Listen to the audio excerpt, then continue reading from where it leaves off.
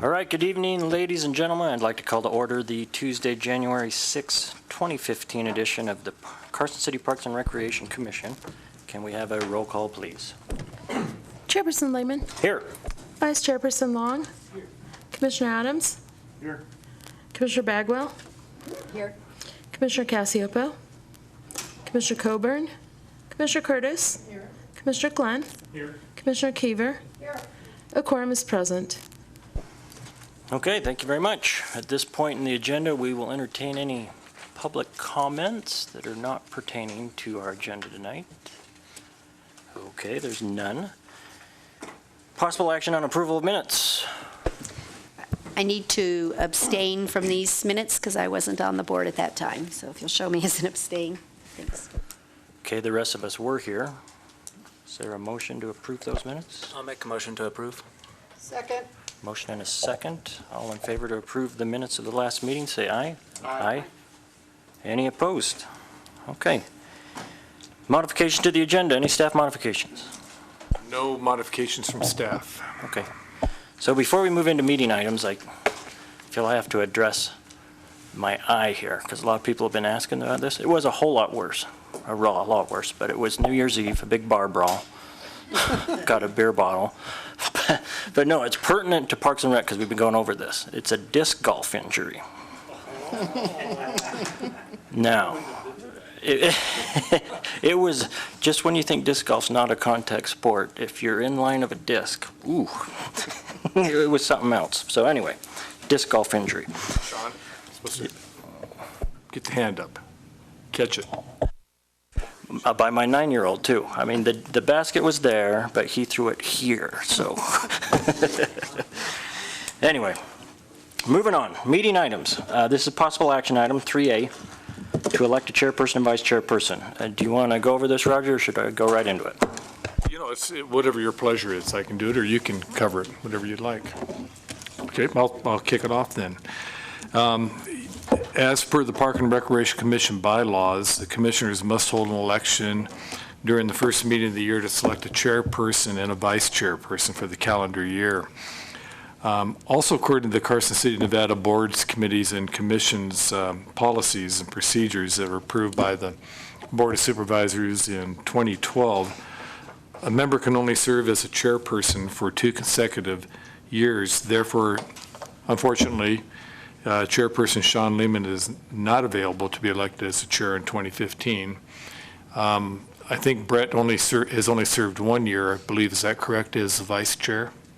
So you're still eligible to be the vice chair, if so nominated and selected. Pardon me? I'm sorry, but wouldn't it, the 2-year term applies to the chair, not the vice chair? No, it's chair and vice chair. Oh, is it? Yeah. I'm sorry. Yeah. So at any rate, you'll need to elect tonight a new chair and also have an election for the vice chair as well.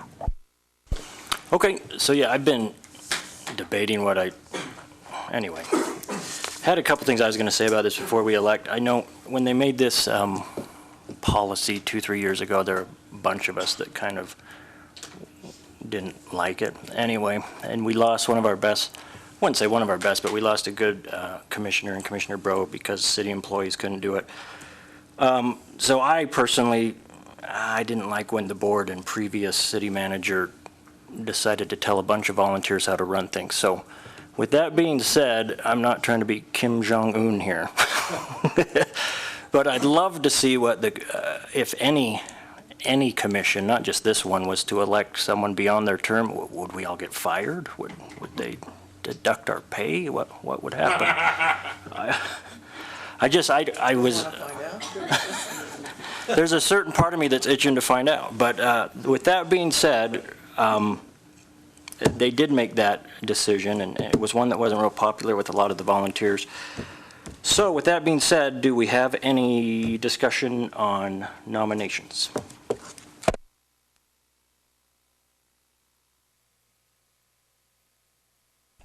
I nominate Sean for chair. Now, yeah,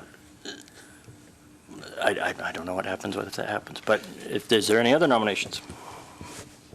I'm just going to ask if people could you know, we all know each other pretty well. We're all pretty comfortable here. Is there anybody who wants to be chair?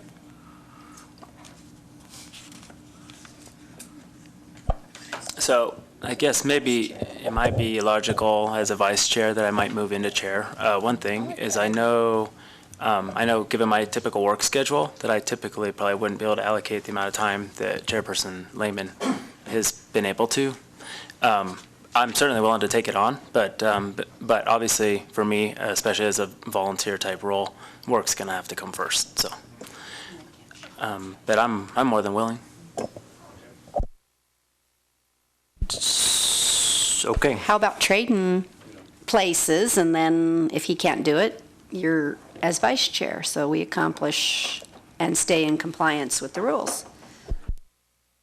I guess that's a possibility. Yeah, I mean, I know it sometimes in years past leading up to these elections, there's kind of some backdoor discussions, but there hasn't been this time, so we're wide open to whatever the commission wants to do. So with that being said, we have Commissioner Long on the table as chair. Is there anyone who wants to second that? I do. There's first and a second. All in favor, say aye. Aye. Aye. Any opposed? Okay, so next is vice chair. I was going to scare him off.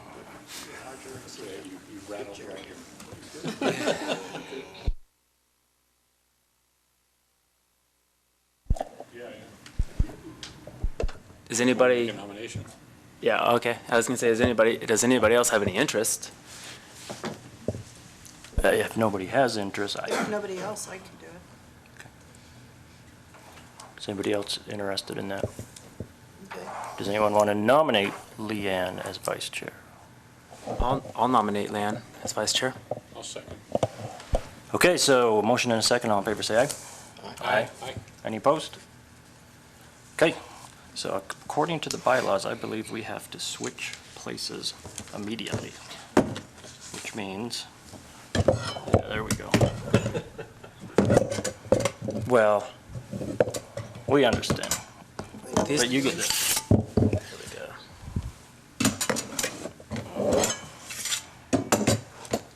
Is there any public comments on this item, item 3A? Okay, that being said, Chairperson Brett Long will take over item 3B.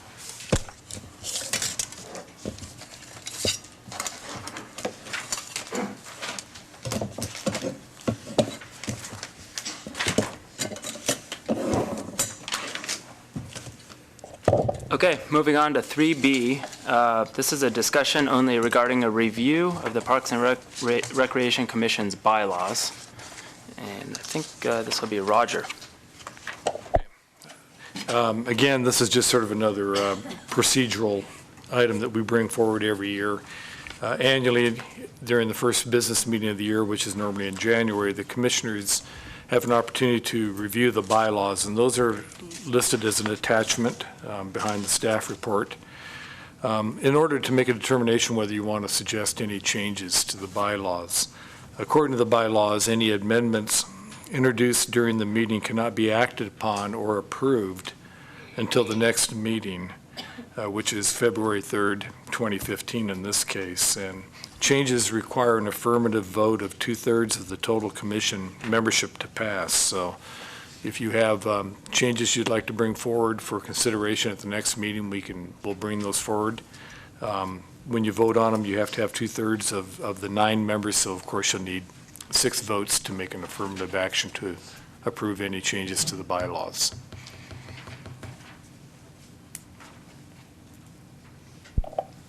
Has anybody reviewed it and/or want to make any amendments?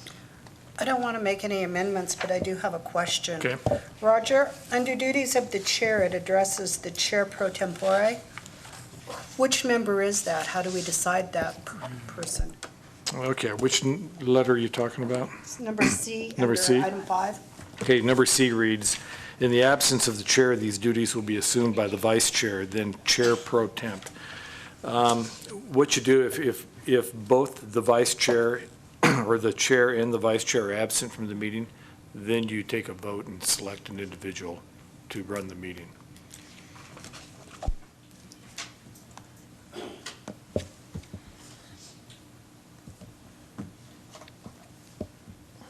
Is there any other questions or comments regarding the bylaws?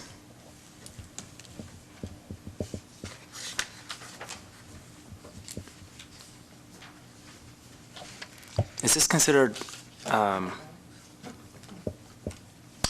action essentially can be taken, right? So we can just, if there's no, Yeah, if nobody's got anything that they want to bring forward to, for a review, I think we could just move on to you can move to on 3C. if there's nobody bringing forward any suggested changes.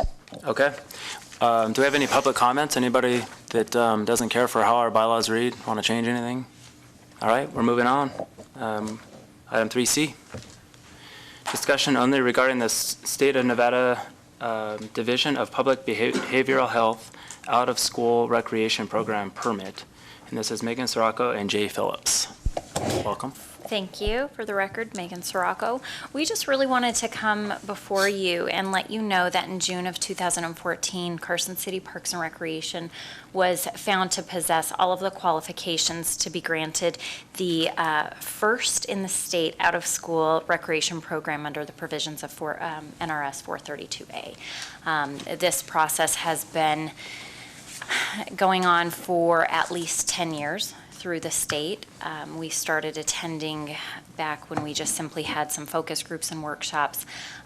The private sector came to the state saying that they wanted the government run out-of-school programs to be regulated by the state as they were.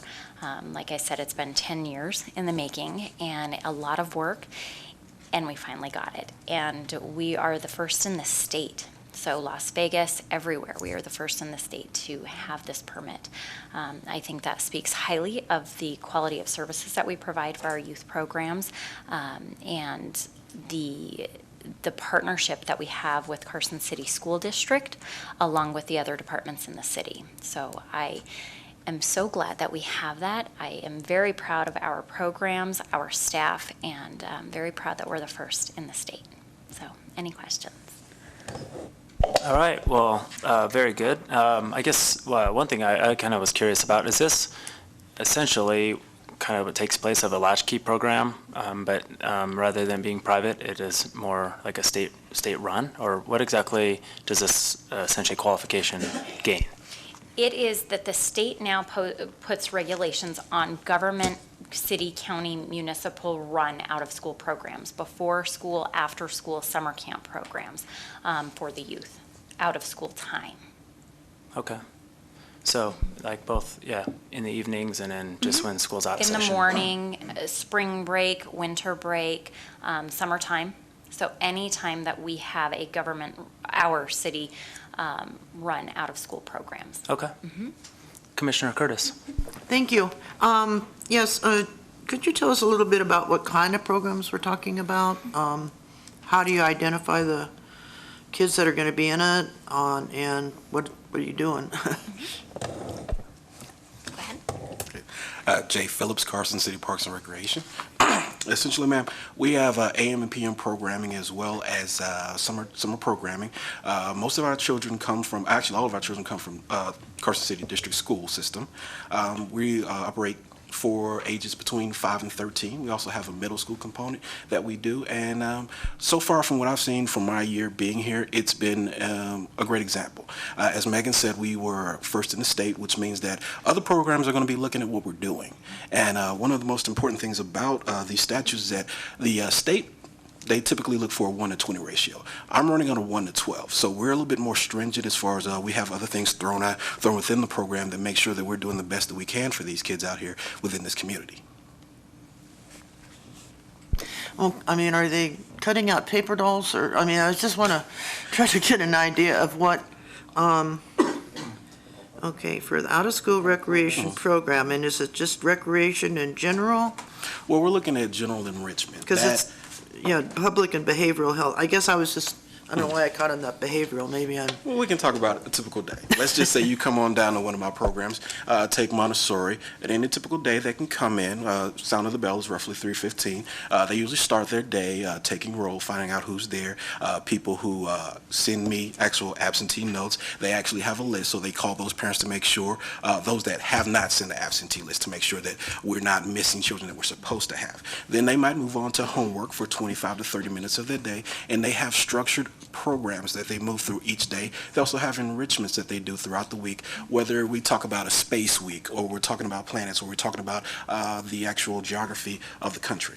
They add those things into the program that allow the kids to, I guess, get something as far outside of school as they can. We actually, the middle school, in the months of, was that October and November, they actually went to the archery range. That's something incentivized for them. As far as I know we did quite a few field trips in the summer, but just talking about the after-school programs, they actually do quite a bit. We have our actual leaders. They have structured planning, which they turn into me, which at any point, you can actually, as a parent, you can call and ask, what is my child doing today, and we provide those to you. you actually work with school teachers as well, or the school program?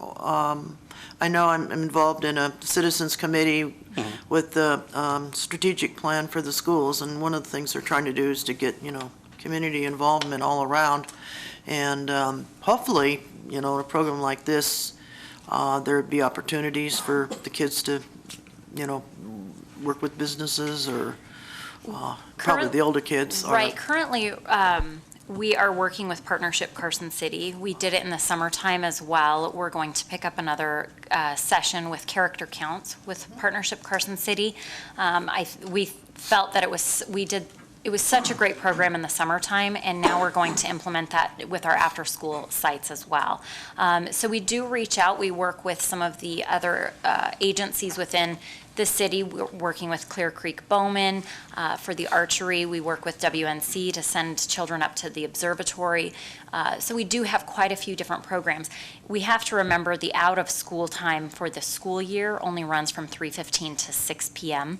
There's not so much time when you're trying to get the kids active, physical, doing their homework as well. We don't have any of the school teachers at the elementary level coming in unless they're part of an enrichment program. We've had a couple of the high school teachers, I believe, come in for a few different, maybe fire science, or a space week or an ocean week. Aside from that, we don't have school programs with the teachers, but we do utilize the elementary schools for the after-school program. So we partner closely with them. And we had to, for this permit, we have to make sure that their site has a health inspection, that they have the fire inspection. And so they work with us in that aspect. Volunteers? We currently don't have any volunteers per se. We do, in the summertime, have a leader in training program where they go through the entire staff training as staff would, as paid staff, and then they're eligible to volunteer. Most of those leader in trainings are there in high school. And they're younger, so they're just starting their high school career. During the school year, they don't typically volunteer for the after-school program as they're focused on their other obligations. Thank you. Hi, I just wanted to make sure I understood. This is a program that's been ongoing for quite some time. It's just recently been certified, and that's because the state just recently said all of these programs need to be certified. Is that correct? That is correct. And we're the first one to be certified. We are the first in the state of Nevada. Very exciting. Very cool.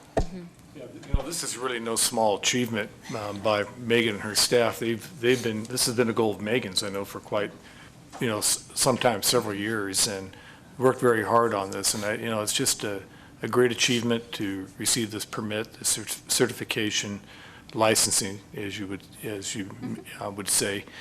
We're very proud of the programs that they provide for our youth and our children, and I think they should be congratulated for the efforts that they put out to achieve this certification.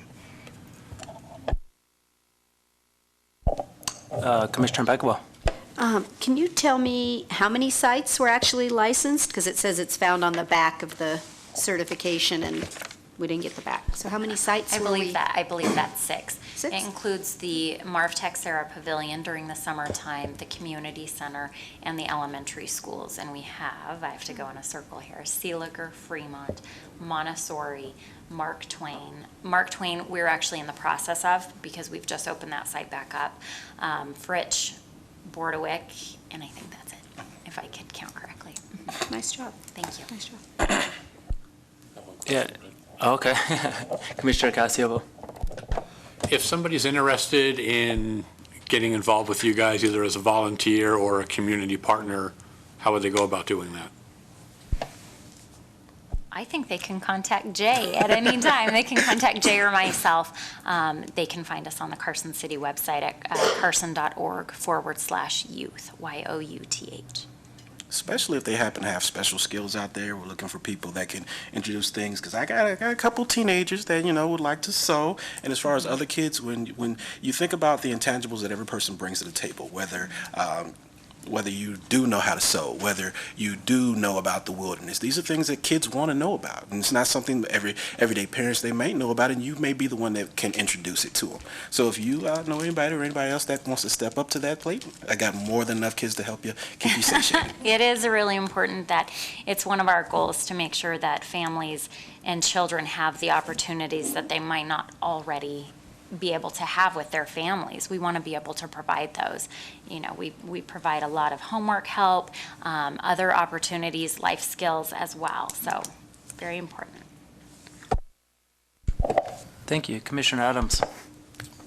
I just wanted to say congratulations on one end, and it's no surprise to me to see Scott back there and Megan having moved up.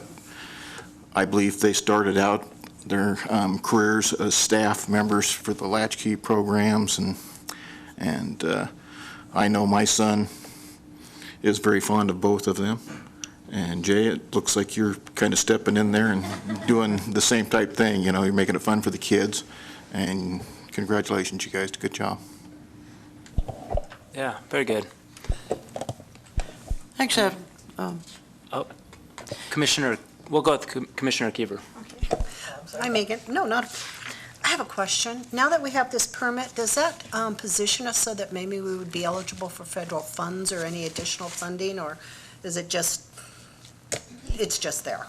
Grant funding and federal funding for municipal or county-run youth programs is hard to come by because we are supported by taxpayer money. It's just very difficult. We do try to look at grant opportunities when available, but it's far and few between. Would this permit make it a little easier maybe if we could say, and we have this? I don't really think so. I don't.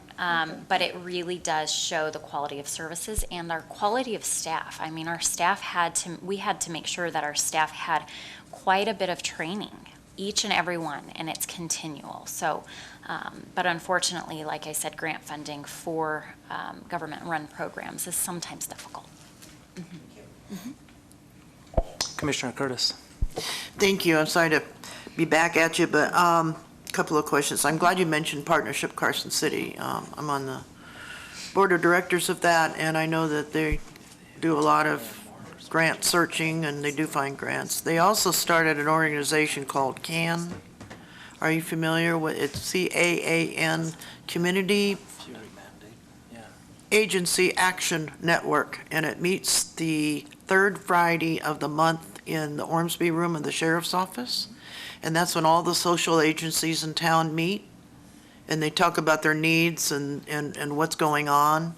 And number one, I think it would be great if you could address them and let them know about this program. But I think, contrary to what you might have just said, that this gives us an opportunity to look at grants because this program is in place and giving us, certain kinds of data and putting in place the ability to write grants. I know I've seen the playgrounds grants that are always in the recreation magazine, and they always have notifications of that. I mean, it might be a way of compiling enough information to get one of those. So I don't know I know you guys are busy, but just to let you know that I think they meet at 8 in the morning. Okay, that would be great. If you want to send that information to us, we'd be happy to attend. I will. Thank you. Any other comments? How about public comments? Okay, well, very nice job.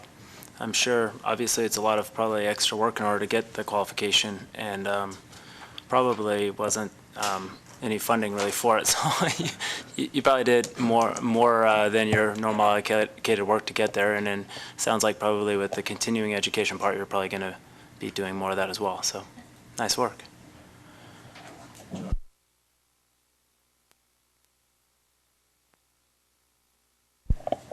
Okay, moving on to 3D. Presentation and discussion only on the Bureau of Land Management Resource Management Plan by Colleen Sievers and Ann Bollinger.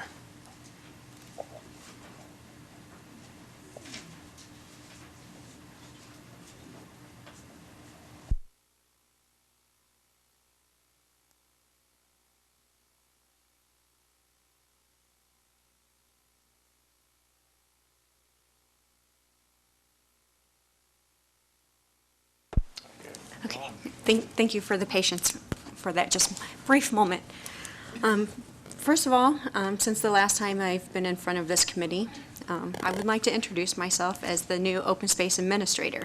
After Juan's retirement, I was appointed by Roger in that position, so I'm very thankful and I look forward to my new role with the city. This evening we have Ms. Colleen Sievers with the BLM. She's also with a few colleagues that perhaps she'll introduce as well to discuss the BLM Resource Management Plan. And Colleen will provide some of the background, but additional information I'd like to provide before she begins her presentation. Commissioner Curtis had seen the ad in the newspaper, in our local newspaper, regarding the resource management plan. So she initiated the conversation with staff. Are we involved? Are we looking at this? And of course, that answer is yes. And based on the presentation tonight, if this committee wishes to follow through to provide comments, I am the Carson City contact, and it would be easiest for staff if you're willing to appoint a contact member from the commission to work with me to provide comments from the Parks and Recreation Commission. So far, the resource management plan has been presented to the Open Space Advisory Committee. Tonight, it's in front of you. Then the next presentation is with the Board of Supervisors. If you would like more information and to perhaps talk with some of the BLM staff one-on-one, there is a BLM public scoping meeting on January 24th, and that information is in your packet. But also for the public, that meeting, January 24th, is at the Carson City Plaza Hotel from 2 to 6 p.m. Following that meeting, we are planning to go back to the Open Space Advisory Committee with a draft letter of their recommendations to the Board of Supervisors. And then if this commission is interested, we will also come back to you in March prior to the final letter to the board. The resource management plan, a hard copy, the 2 volumes, very heavy, thick volumes, are available at the Carson City Library. They're also available online. And that's the final for my opening. I will turn it over to Colleen. Good evening, and thank you for having us. Also with me tonight, I'm Colleen Sievers. I am the Carson City District Resource Management Plan Project Lead. We have Ralph Thomas, who is our District Manager, and Leon Thomas, who is the Sierra Front Field Manager. I would like to just kind of go through an overview of what is in our resource management plan. As Ann pointed out, it is 2 volumes, it's 2,000 pages. It covers a whole slew of resources and issues. I have just picked out a few that I know in talking with staff from Carson City that we've had conversations about that you might find interesting. So the Carson City District has almost 9 million acres. We have 4.8 million acres of BLM managed lands. We encompass 11 counties in 2 states. And we work under the 2001 Carson City Consolidated Resource Management Plan, and there have been 5 amendments since then. We are in the process of revising our plan. We've had a lot of existing decisions that are out of date and a lot of new topics that have come up that we need to find management for. So for Carson City, we have just over 41,000 acres. We started scoping this project back in early 2012. We had some public meetings. We had almost 1,700 comments at that time. And when we go through scoping, we are asking the public for what kind of issues do you see? What would you like to see us talk about and address? What kind of concerns do you have? So it's an informational gathering kind of process. We had lots of the normal, what BLM would consider normal kinds of comments: wild horse and burros, special designation, special status species. We do have 27 partners that are working with us through this process, cooperating agencies. We do have signed memorandums of understanding, and Carson City has been participating in that. We've done more than 110 public meetings / presentations on the resource management plan since we've started, taking lots of comments from the public and continually trying to inform everyone where we are, what we're doing, and what the process looks like from there forward. So within our document, we have 5 alternatives. Alternative A is our no action alternative. That's just continuing existing management. Alternative B is a resource use emphasis alternative. It usually has the fewest special designations and the fewest restrictions. Alternative C is a conservation or preservation focused alternative.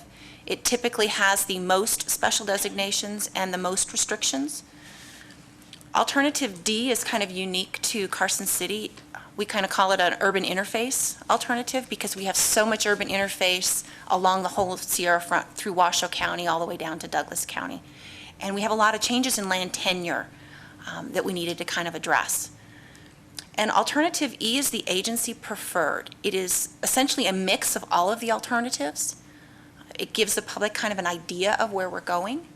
As we move forward, this is just an analysis at this point. No decisions have been made. We can choose any part from any of the alternatives in the next phase of a final environmental impact statement.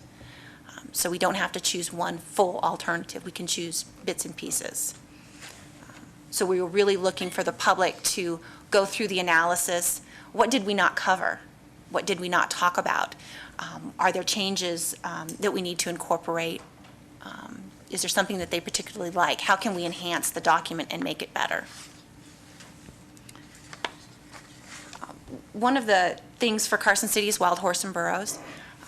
Overall, we have reduced the number of herd management areas, HMAs, from 19 down to 13. We do have some HMAs that do not have water. There's no horses on them currently. There's urban interface conflicts. Adjacent to Carson City is the Pine Nut Herd Management Area, and I'll show that on the next slide. You can't see it super well, but the red hatched area that overlays the yellow is the herd area. The blue is under alternative C, the proposed herd management area. We've actually pulled it back from the city, from occupied places where we have some of those user conflicts, to try to help alleviate some of that challenge.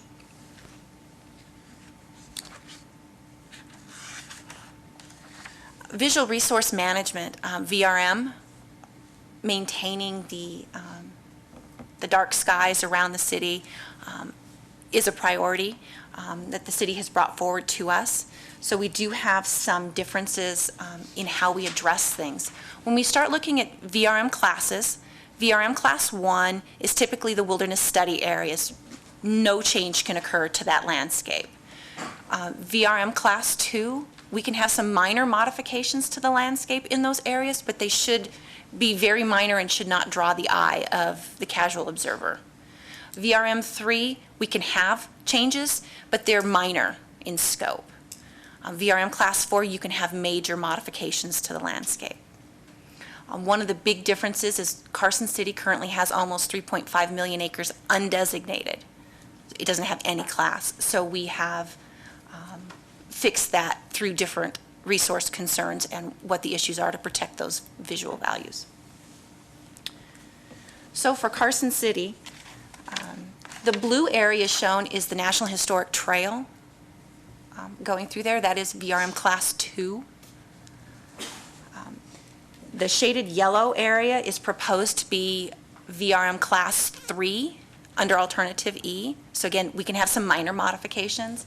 And the green is actually the VRM Class 4, where we can have some major modifications to the landscape out there. So again, if one of those VRM classes does not suit what Carson City would like to see, we can look at how it is in the range of alternatives through the other alternatives, because this is just Alternative E, and we can adjust things accordingly. I have a question. Go ahead. I'm sorry, do you want questions now, or do you want to wait? Ask questions, sure. Okay. So I wasn't quite sure when I saw that. What modifications are we talking about, like in the green area? So for the green area, as an example, a transmission line in an area that doesn't have any transmission lines would probably, especially if it's on the crest of a hill, would be a pretty dominant feature out there. Because if it's VRM Class 2, a major modification like that would not meet that VRM 2 requirement.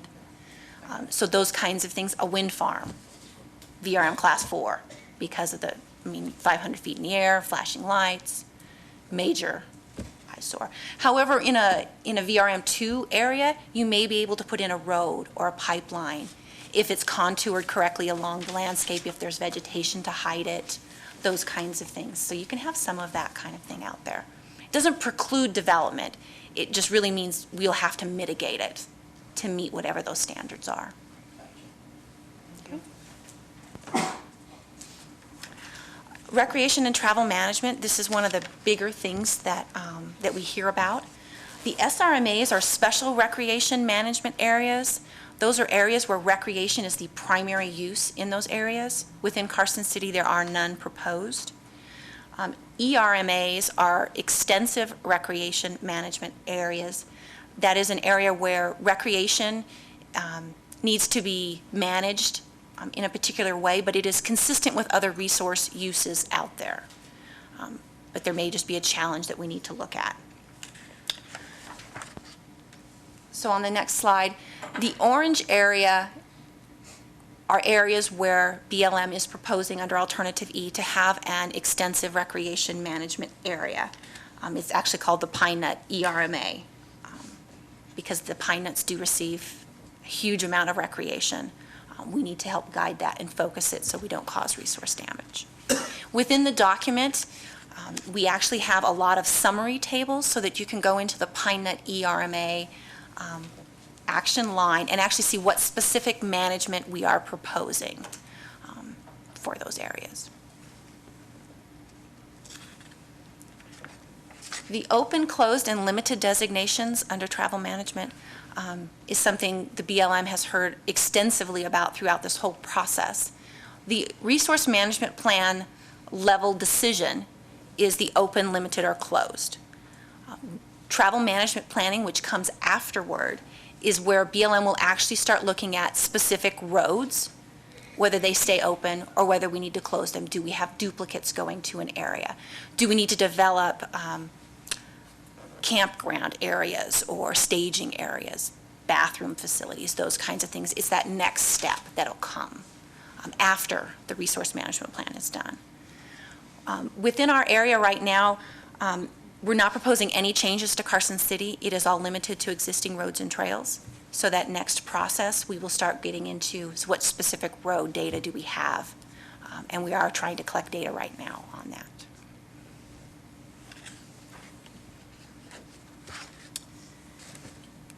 For lands and realty, one of the bigger things that we've had is changes in land tenure, identifying lands available for disposal. Within Carson City, currently we have 160 acres available for disposal.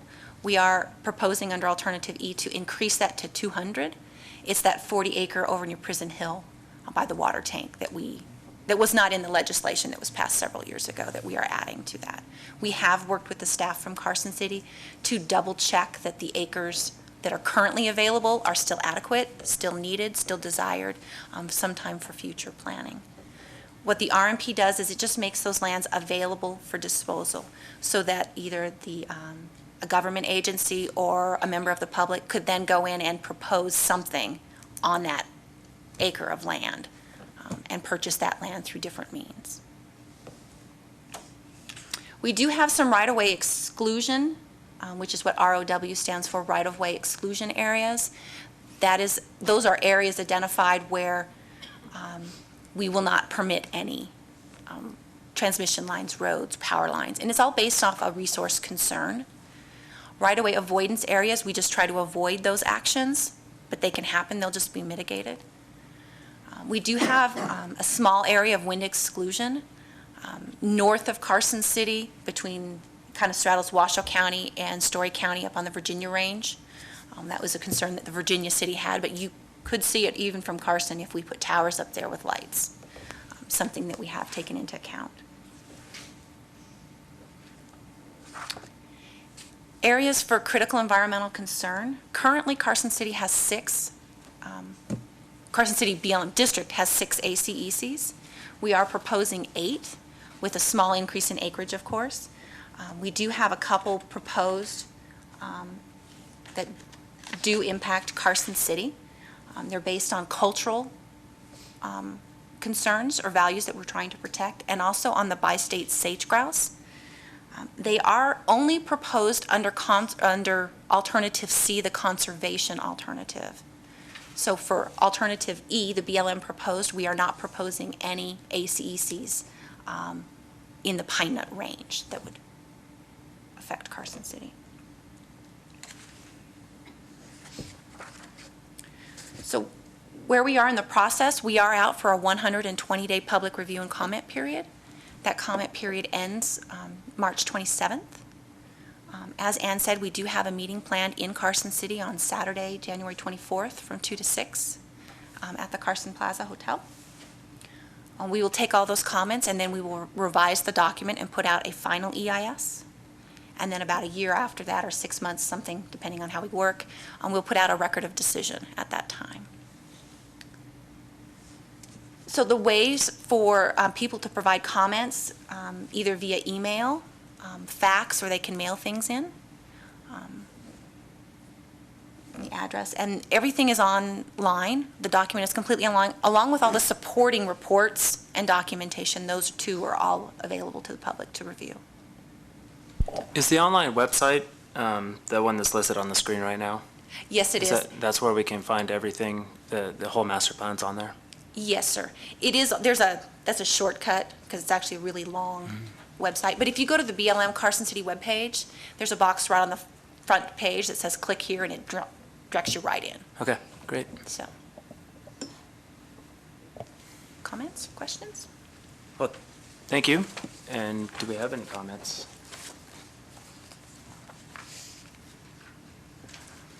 I don't think we have any comments or questions from the commission. How about to the public?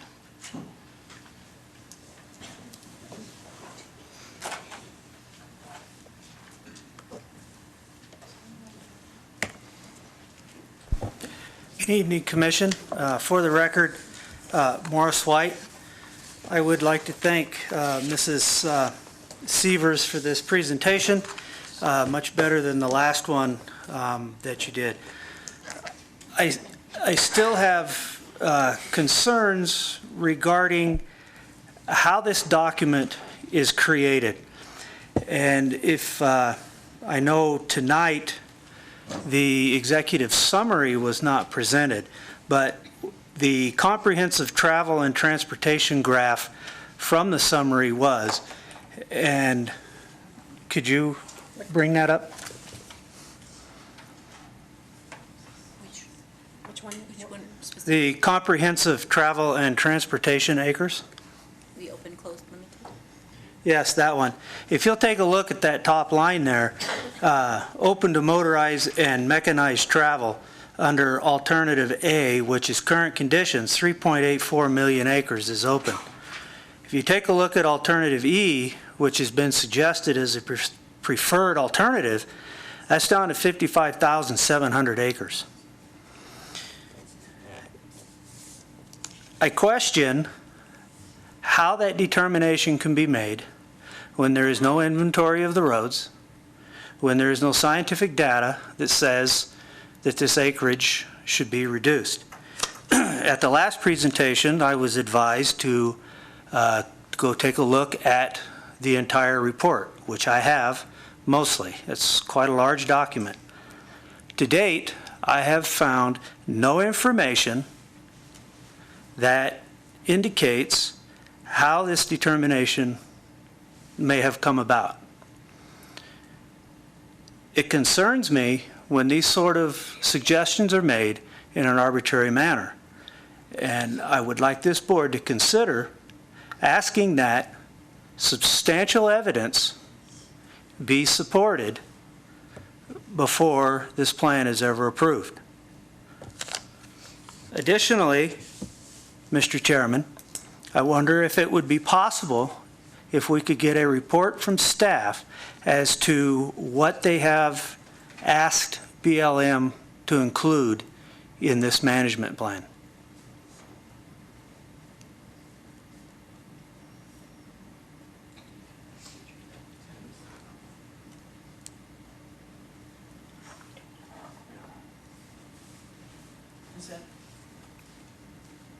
That's what I have. Thank you. Yeah, thank you. And yeah, we've made a couple notes of it, and we will get with staff and see if we can get a report. Obviously, it is quite a large document and maybe complicated at that. I know there's a lot of referencing to other documents as well. Right. I guess just, Mrs.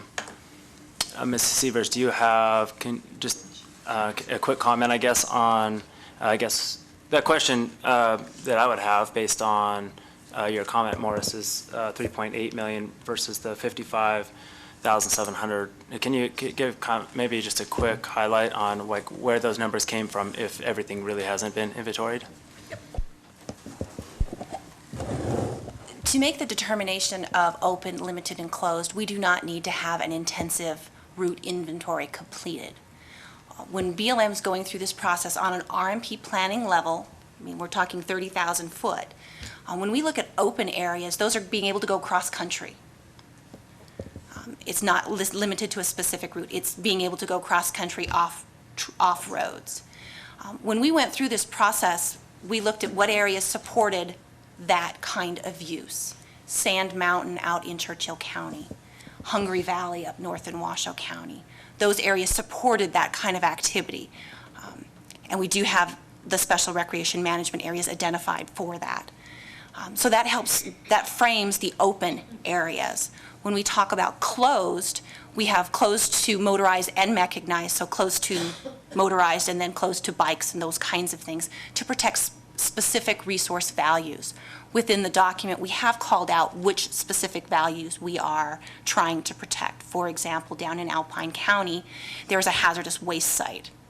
It's closed to everybody, even by California state law, for example. When we talk about closed to motorized but open to mechanized, we do have some areas that we would like to maintain as passive recreation. Again, the numbers are actually pretty small overall.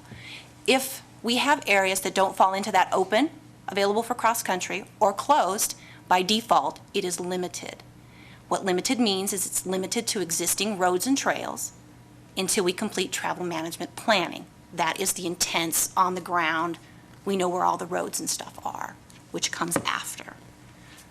Does that provide an overview? Sure. I guess what comes to mind is I know a lot of roads. There's many roads that go to the same place.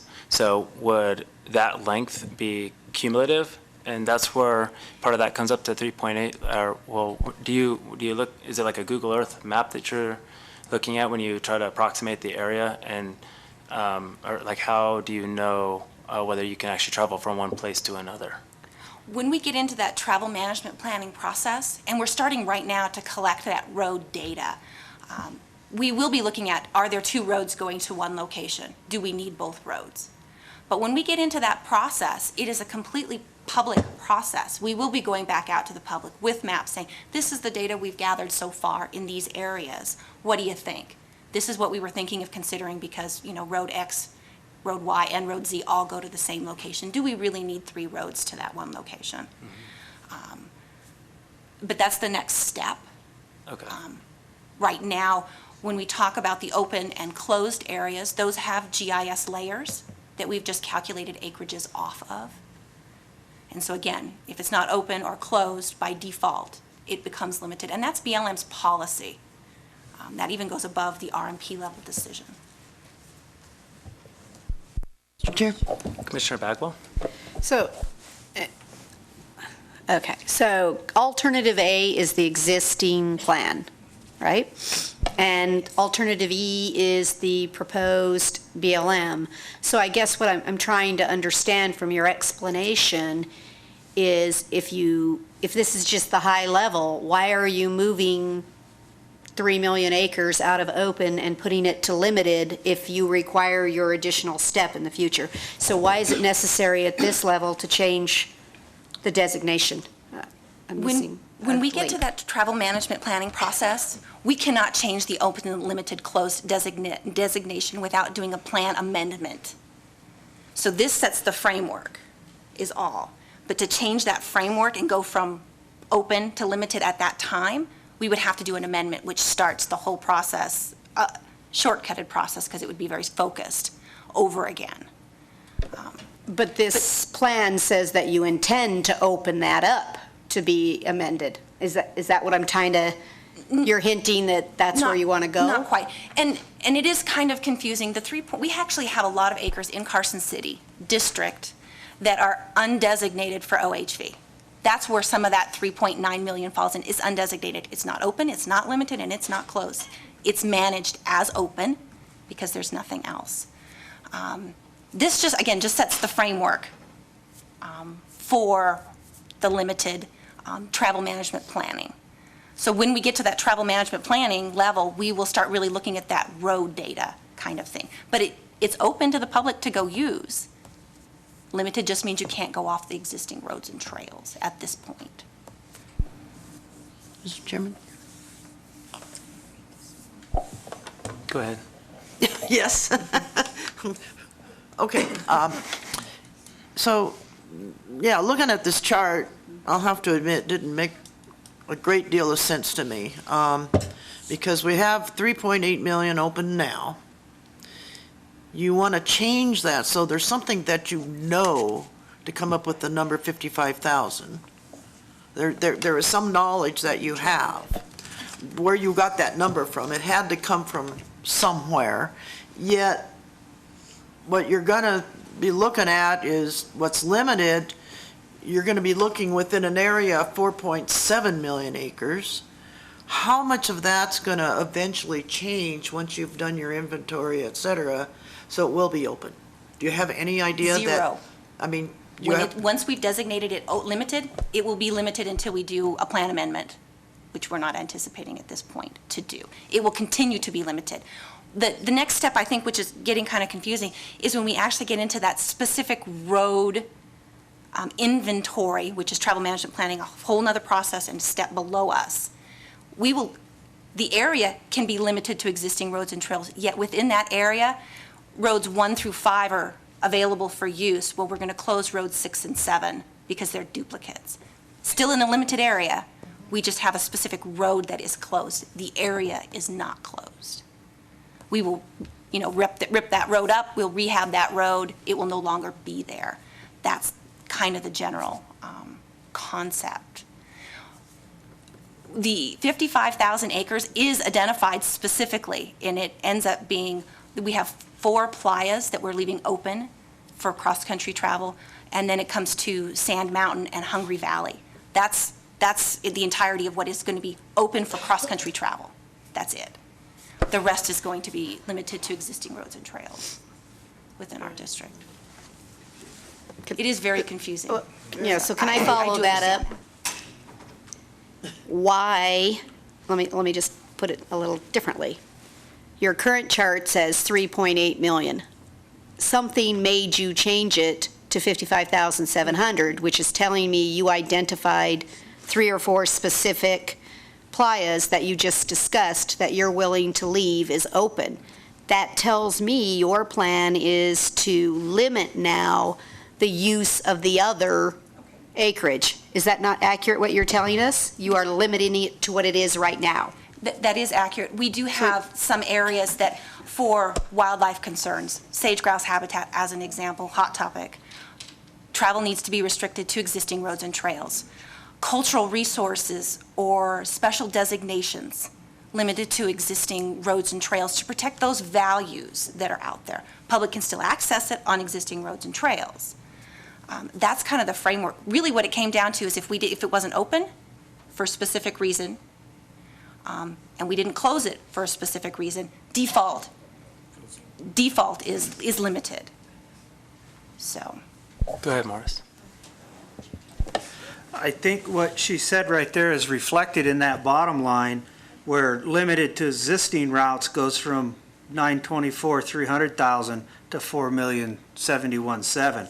So basically, that's a flip-flop of the top and the bottom lines. Is that Yes. correct? That's what we're seeing there? Okay. That's essentially what you're saying. So, and I guess, Morris, I'm actually just more out of curiosity. Would you mind maybe sharing where some of your concern is? I know I do a lot of running and biking and spend a fair amount of time outdoors. And one thing I do notice is for the population, there is a lot of roads that go to the same place. And so I kind of would see it where existing roads and maintaining some of those would be okay. If they shut some down, that would probably be okay too. And then in some cases, there's really no reason to put another road in or to allow somebody to be creating, you go into the Pine Nuts and it's frankly a mess because people have made so many new roads. So I'm curious actually why, what it is that raises a concern to you. Well, I'll agree with you that there's a lot of roads in the Pine Nuts, and I'm glad to begin to understand this graph because, as I said in the last meeting, I would propose to stop the cross-country travel, except in those limited places like for Sand Mountain. What my concern is the appearance of being arbitrary. And simply because a road exists and simply because BLM policy says to close the road under certain circumstances, I believe you need to go back and have a solid scientific reason as to what is detrimental about that road. I've been through most of this master plan, and nowhere in there yet have I found any actual conversation about how to maintain roads, how to mitigate an issue if there is one. What I'm finding is simply close the road. That's my issue is it appears to be arbitrary. If you show me the road is indeed a detriment, I'll help you close it. But we need that. We can't do this on an arbitrary basis. And is it my understanding that right now we're not saying close any road, we're just saying we need to take the next step now and take an inventory of those roads. And in order for them to be closed from that point, that would have to go in front of the public for review. Is that correct? That is correct. And that's what I'm beginning to understand. But like I said, as I read through the executive summary and looked at these charts, and as I go through the master plan, I don't see those conversations yet. I mean, if they're there, I want to find them and understand them. So I just haven't found them yet. Okay. My feeling is that comes next. So I think that's the next step. What is the difference between closed and limited? I mean, I'm out there on some land and I'm in my ATV and the BLM person comes up to me and says, it's limited. Does that mean I can't be there? Or what does it mean?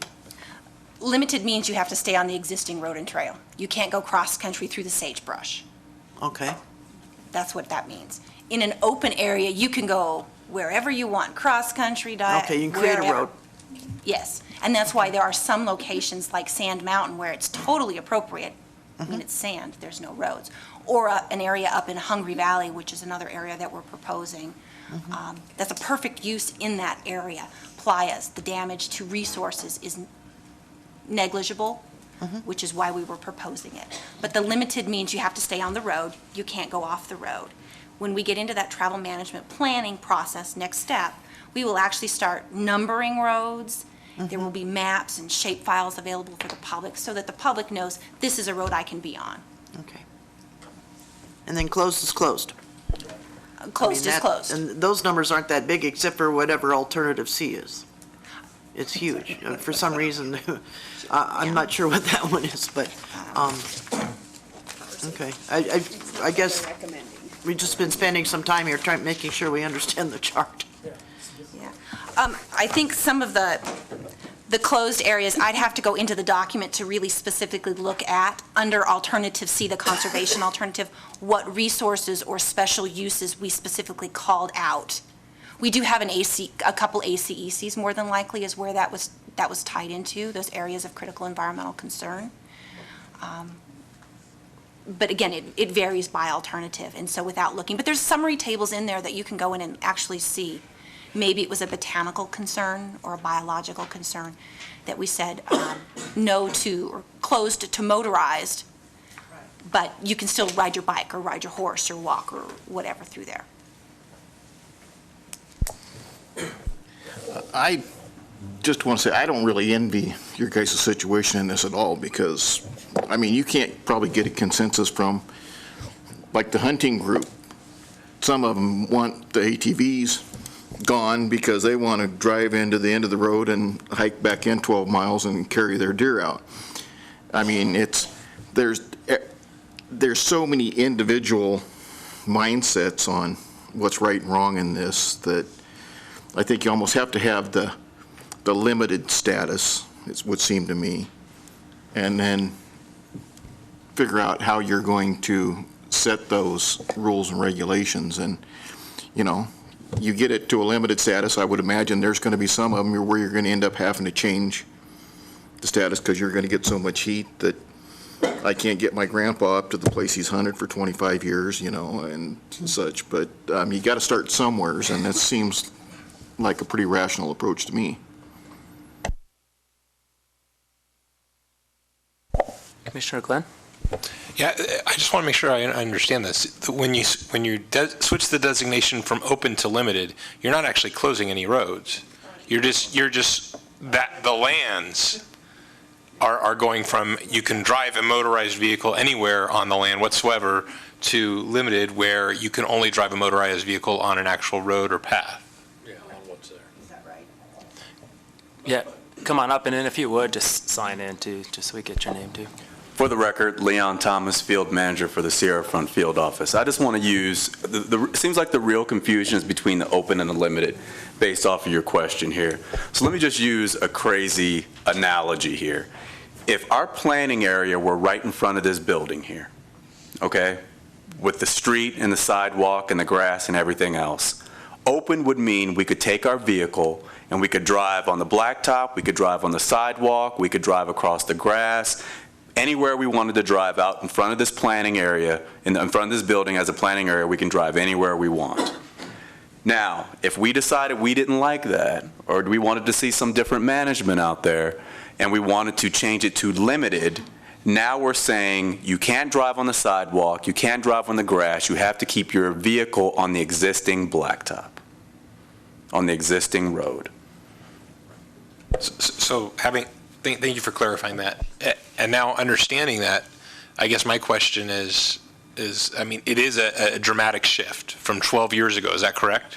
When the last, why, and what are the implications? Carson City BLM right now is working under the 2001 Consolidated Resource Management Plan. At that time in 2001, we consolidated like 8 documents into one. Some of those documents dating back to the early 1980s. If you think back to Carson City and the Pine Nuts as a good example, back into the 1980s, probably 75% of those roads weren't there. So we've had those kinds of changes over time that we are needing to address. That's kind of the difference is some of our current decisions, meaning undesignated and used and managed as open, are 30 or more years old. Times have changed. The urban interface, I mean, we've grown, we've expanded. The users are different. For a long time, we didn't have UTVs. Now they're all over. We had three-wheelers, now we've got four-wheelers. So there's just been so many changes that have occurred that we really need to try to catch up. Does that answer your question? I think so. So I guess what are the foreseen or even unforeseen implications of making this change? Does that mean that new roads and new paths cannot be created? It sounds like basically in all that acreage that shifts from open to limited, there will now, because of that, be no new roads or paths created on that limited acreage. Is that correct? An applicant for a special recreation permit or a right-of-way utility company could come in and propose to make a new road. That could certainly happen. BLM is just for the off-highway, which is the casual use kinds of stuff. Won't be authorizing or will likely not be authorizing any new roads without environmental impact, environmental analysis. Any user group can come in and propose a new road, and we will go through the environmental process to see if it is appropriate, and then whether to approve that or not. It does not preclude new roads from being created that are permitted. That's the key, is they could be permitted and authorized. Mr. Chairman, asking the question in a different way, of the 4.7 million acres, how many of those have roads? I mean, right now, if they're roadless, then there's not going to be anything, no road to get onto currently, which means, how much of, or are you assuming in the 4.7 million that they all have plenty of roads? Like you said, the pine nuts. We are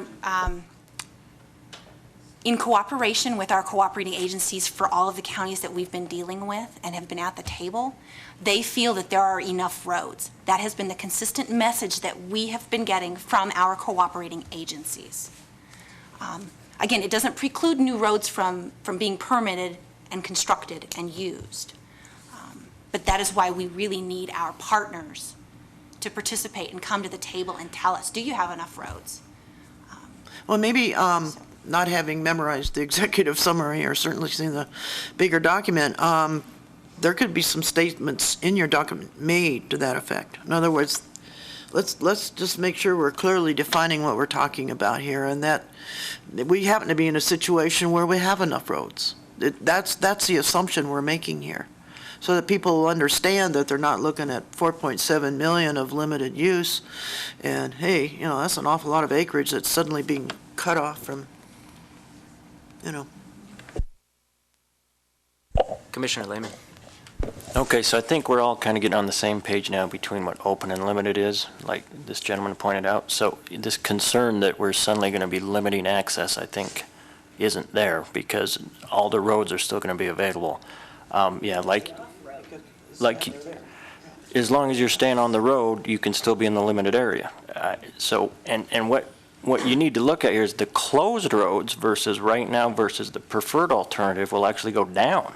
So in theory, there would be more roads available. So nobody's getting limited access here except for the guy that wants to drive on the grass, like you're talking about. And I've never, except for one night in high school, I've never driven on the grass. So yeah, I don't think we're limiting access to anybody. Go ahead, Marcy. So as stated, any new road would have to go through the environmental study process. So would any proposed road closure go through the same process, basically in reverse? Yes, when we go through the travel management planning process, when we identify those roads, which ones we're keeping open, which ones we're keeping closed, are we going to keep some just for passive recreation? All that is done through an environmental analysis with a decision done at the end. Public process. Okay. Come on up.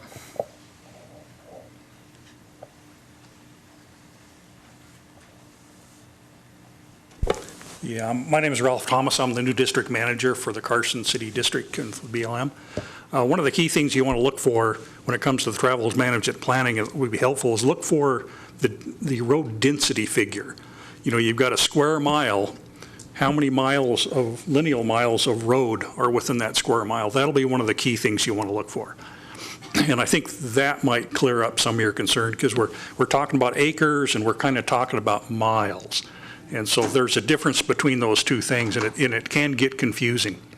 So what you really need to look for is the road density. I think that may help you a little bit, and better understanding of the number of lineal miles of road per square acre, per square mile of landscape.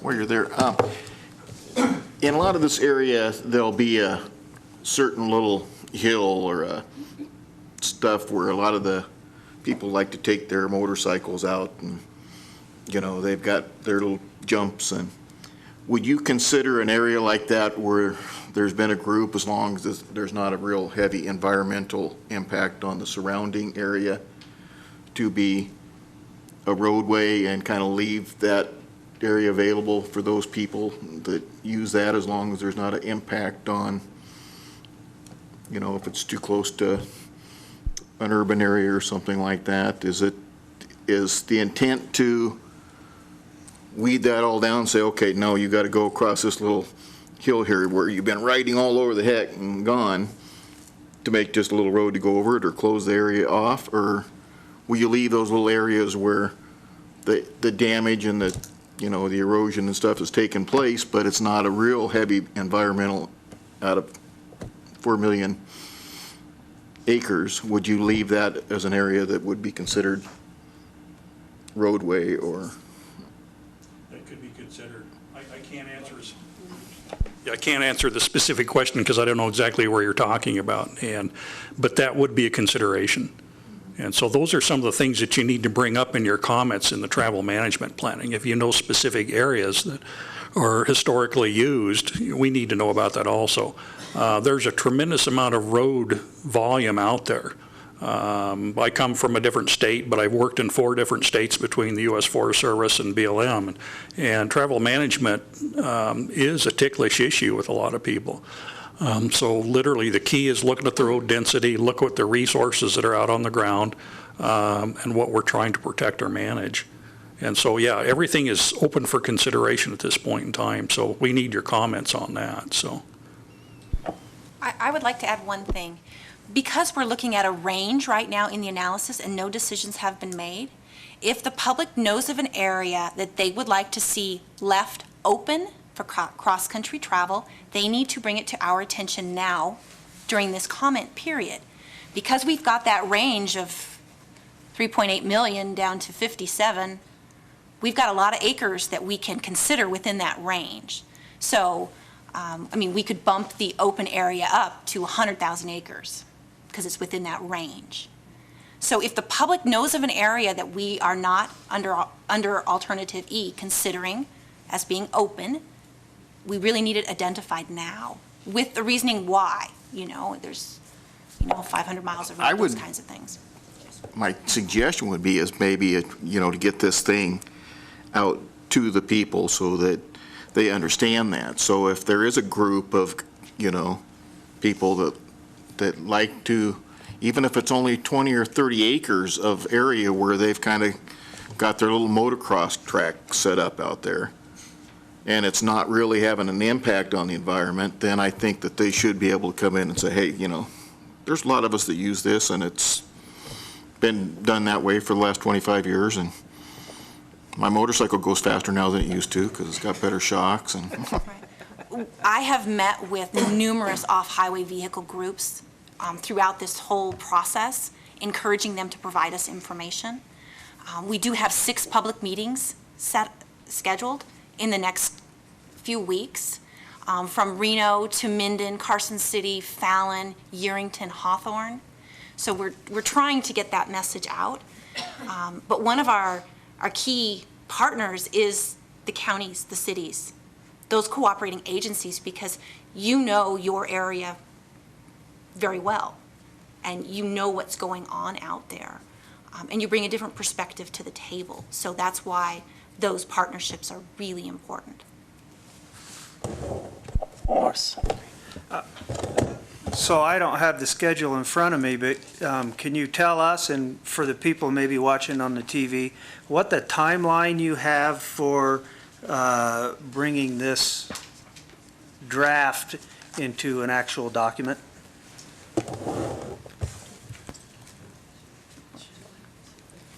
On this slide, currently, we're down at the bottom of the first column, out for a 120-day public review and comment period. That ends March 27th. What happens between that and then the proposed RMP and our final environmental impact statement, it will take us time to sort through all the comments, address the comments, adjust the document, adjust the analysis, come up with a proposed, which could be a new alternative F, bits and pieces, whatever changes we've come up with. That is expected fall of next year.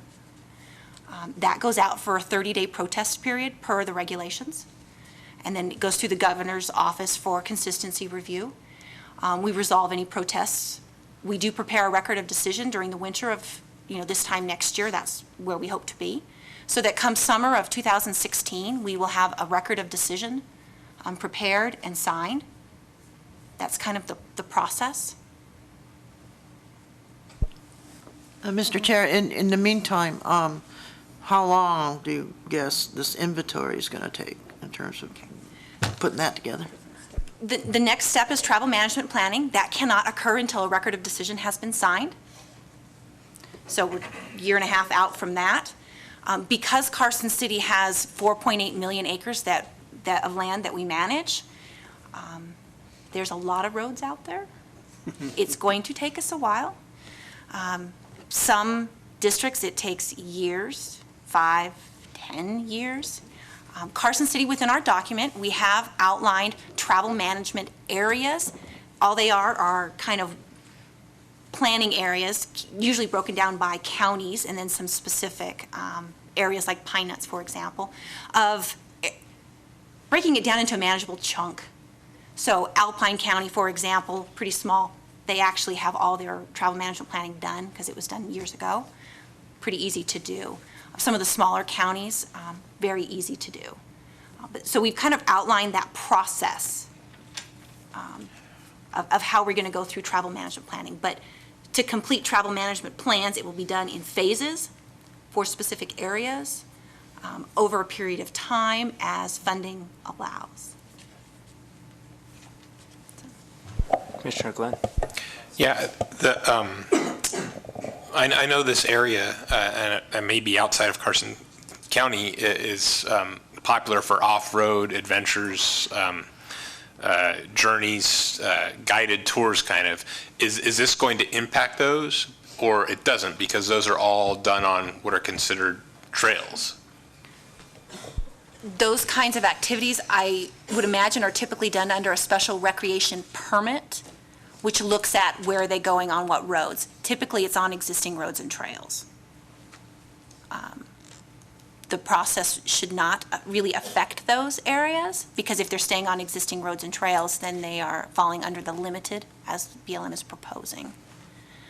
If there is an activity that is currently occurring in an area that BLM is proposing to close, it could affect those permits. I don't know if there are any in those areas. And maybe we need to adjust, a race course slightly. So still to allow that activity, just to avoid that specific resource that we're trying to protect. Commissioner Lehman? So I wasn't paying real close attention to the map, but we're talking about almost all this land. Is any of it up in the Sierra, or it's well out here to the east, the BLM land? For Carson City BLM district? Yeah, the land I'm wondering in particular when you're talking about open areas like snowmobiles in the winter, because they go all over the place. They don't stick to roads at all. Right.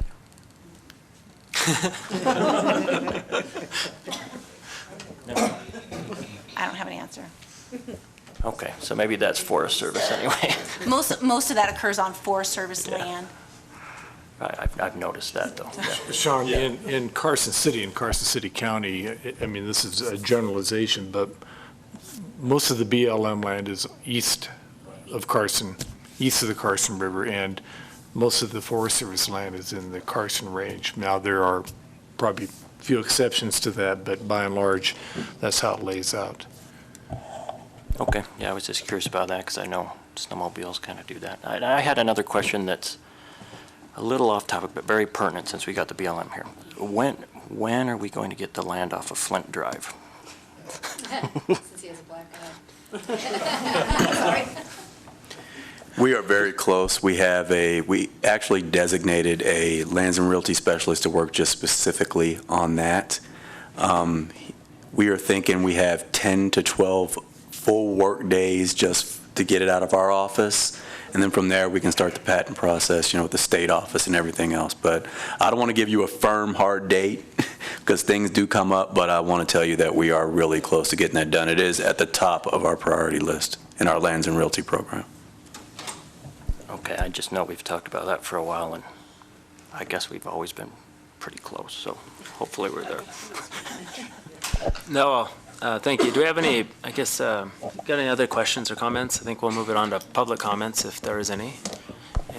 Or any more public comments, I guess. I would just like to finish with, thank you for this conversation. It's been very helpful, and it's cleared up a lot of clouds that were there. Sure. Thank you. Thank you very much. Thank you, and maybe after, I'll get together with you, we'll just make sure we get with staff and get any other things we can do to clear it up with you.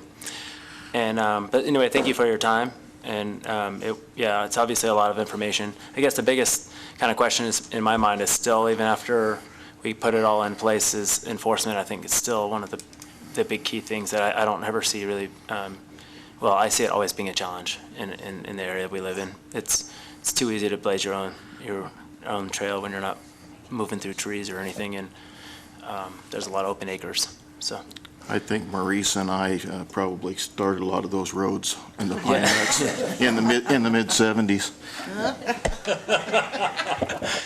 Thank you.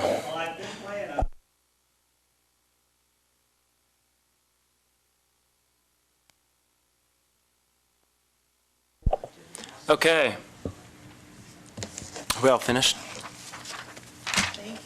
Thank you. Thanks. Moving on to 3E, for possible action to recommend to the Board of Supervisors approval of staff's 2015-16 capital improvement budget.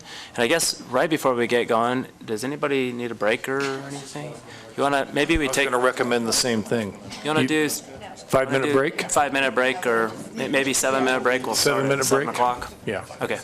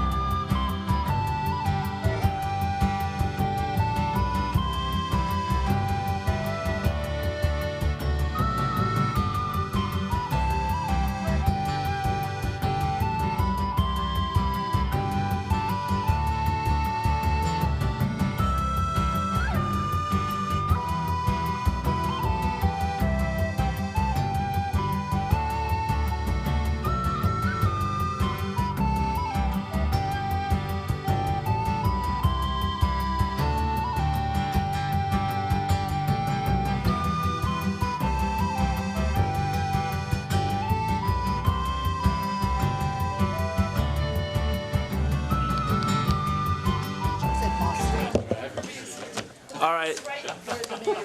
It's 7:05. It's time to reconvene so we can eat dinner.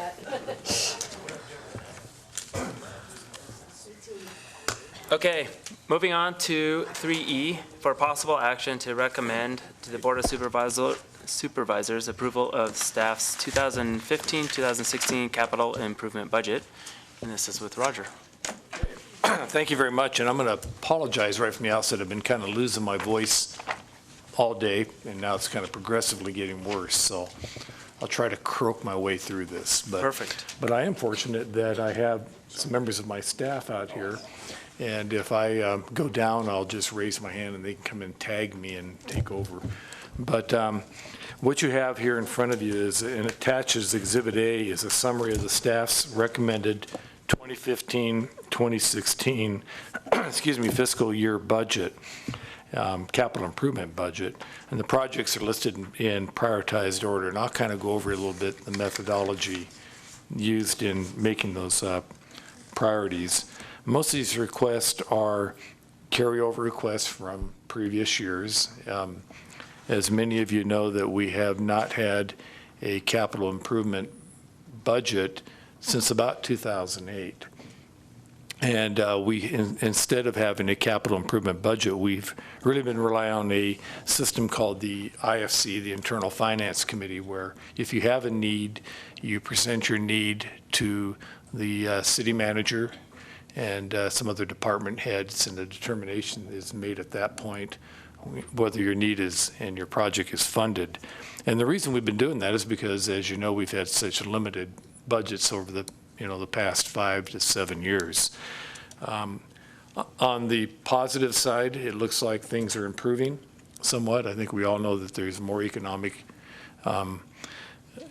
development happening in the area, and sales tax revenues have been increasing. Yet we still have a very tight budget. We don't know for sure yet if we'll have a capital improvement budget. I think we probably will, but we don't know the magnitude of it. We're not sure what size it'll be. I suspect that it'll be very limited compared to what we've had prior to 2008. And so, not to belabor the point, the list that we have provided for you is not quite maybe a wish list, because we do hope that there's a chance that some of these projects will be funded.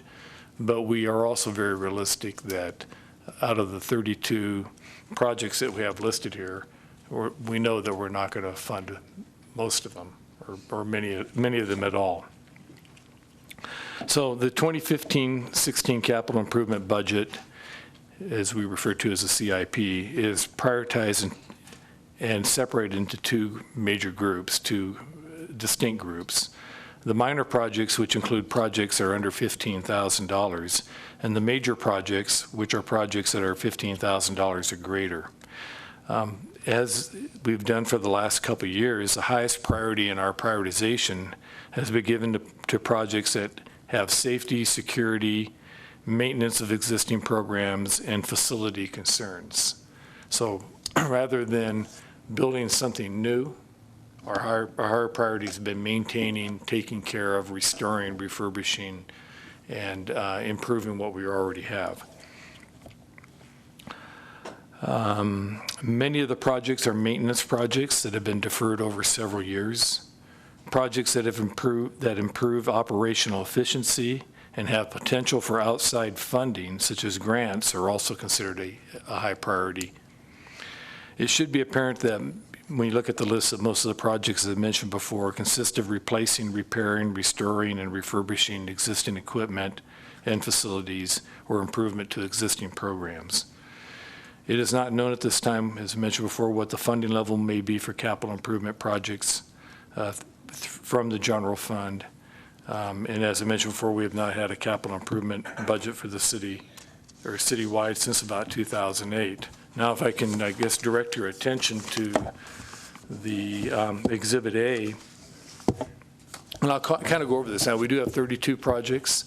I don't know if you want me to go over each project. I could kind of talk about maybe the lawnmowers. I think we pretty much know what lawnmowers are.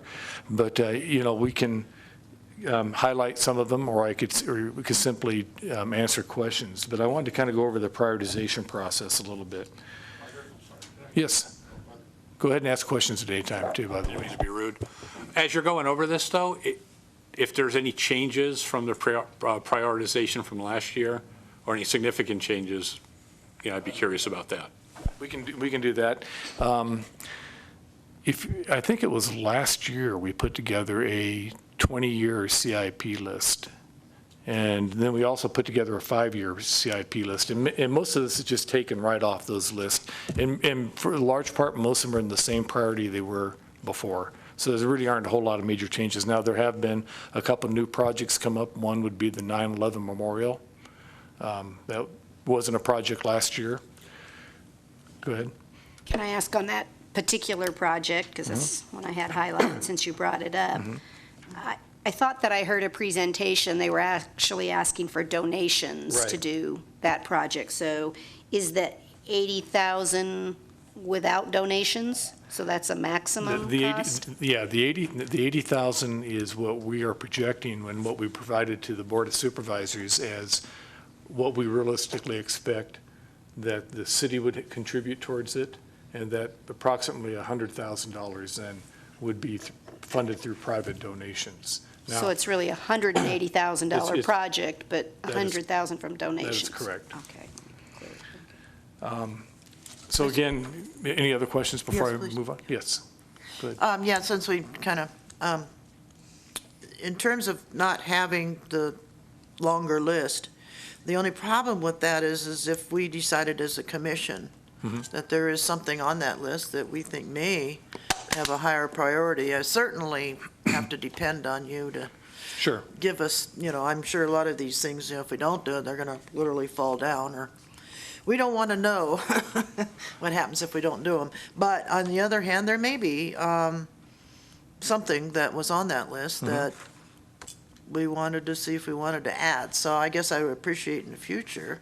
I assume we can't bring this back, right? I mean, this has got to go forward. Well, no, tonight? we could actually bring it back. I mean, we still have some time. We could Oh, bring do it we? back at the next meeting. Yeah, I would just, well, it kind of is starting of the process that we're, if you look at the future agenda list, there's a couple of items there where we're starting to look at, are we going to try to prioritize things? Are we Okay.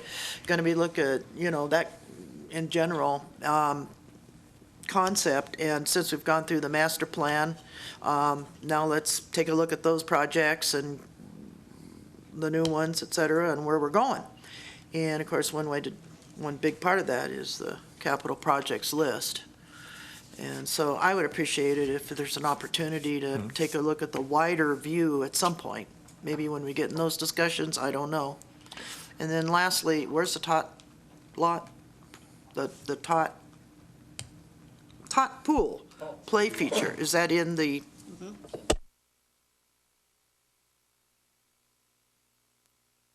Number 13 in Exhibit A. Yeah. Under majors. You're asking me where would it physically be? Yeah. Okay, it would be located within the aquatics facility, within the tot lot pool, the little wading pool we have.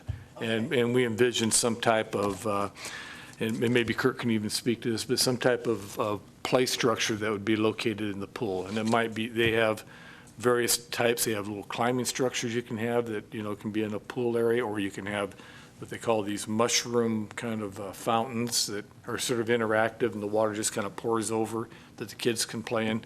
They're very popular, and it's a very nice amenity to add to a pool, generates a lot of excitement. But again, when you're talking about, needing a truck for the recreation division or a new mower that you have to replace, it's hard to elevate a new program over these existing needs. It's a very difficult priority process. Yeah, I just wanted to add to that it's nice, if you can think of something that's new and maybe exciting and different and good for everybody, and, mowers aren't it. So.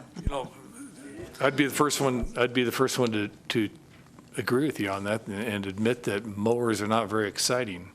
But when when your grass is up to your ankles, you know, and then people are complaining about the maintenance of your park, and, you know, it becomes very essential, so.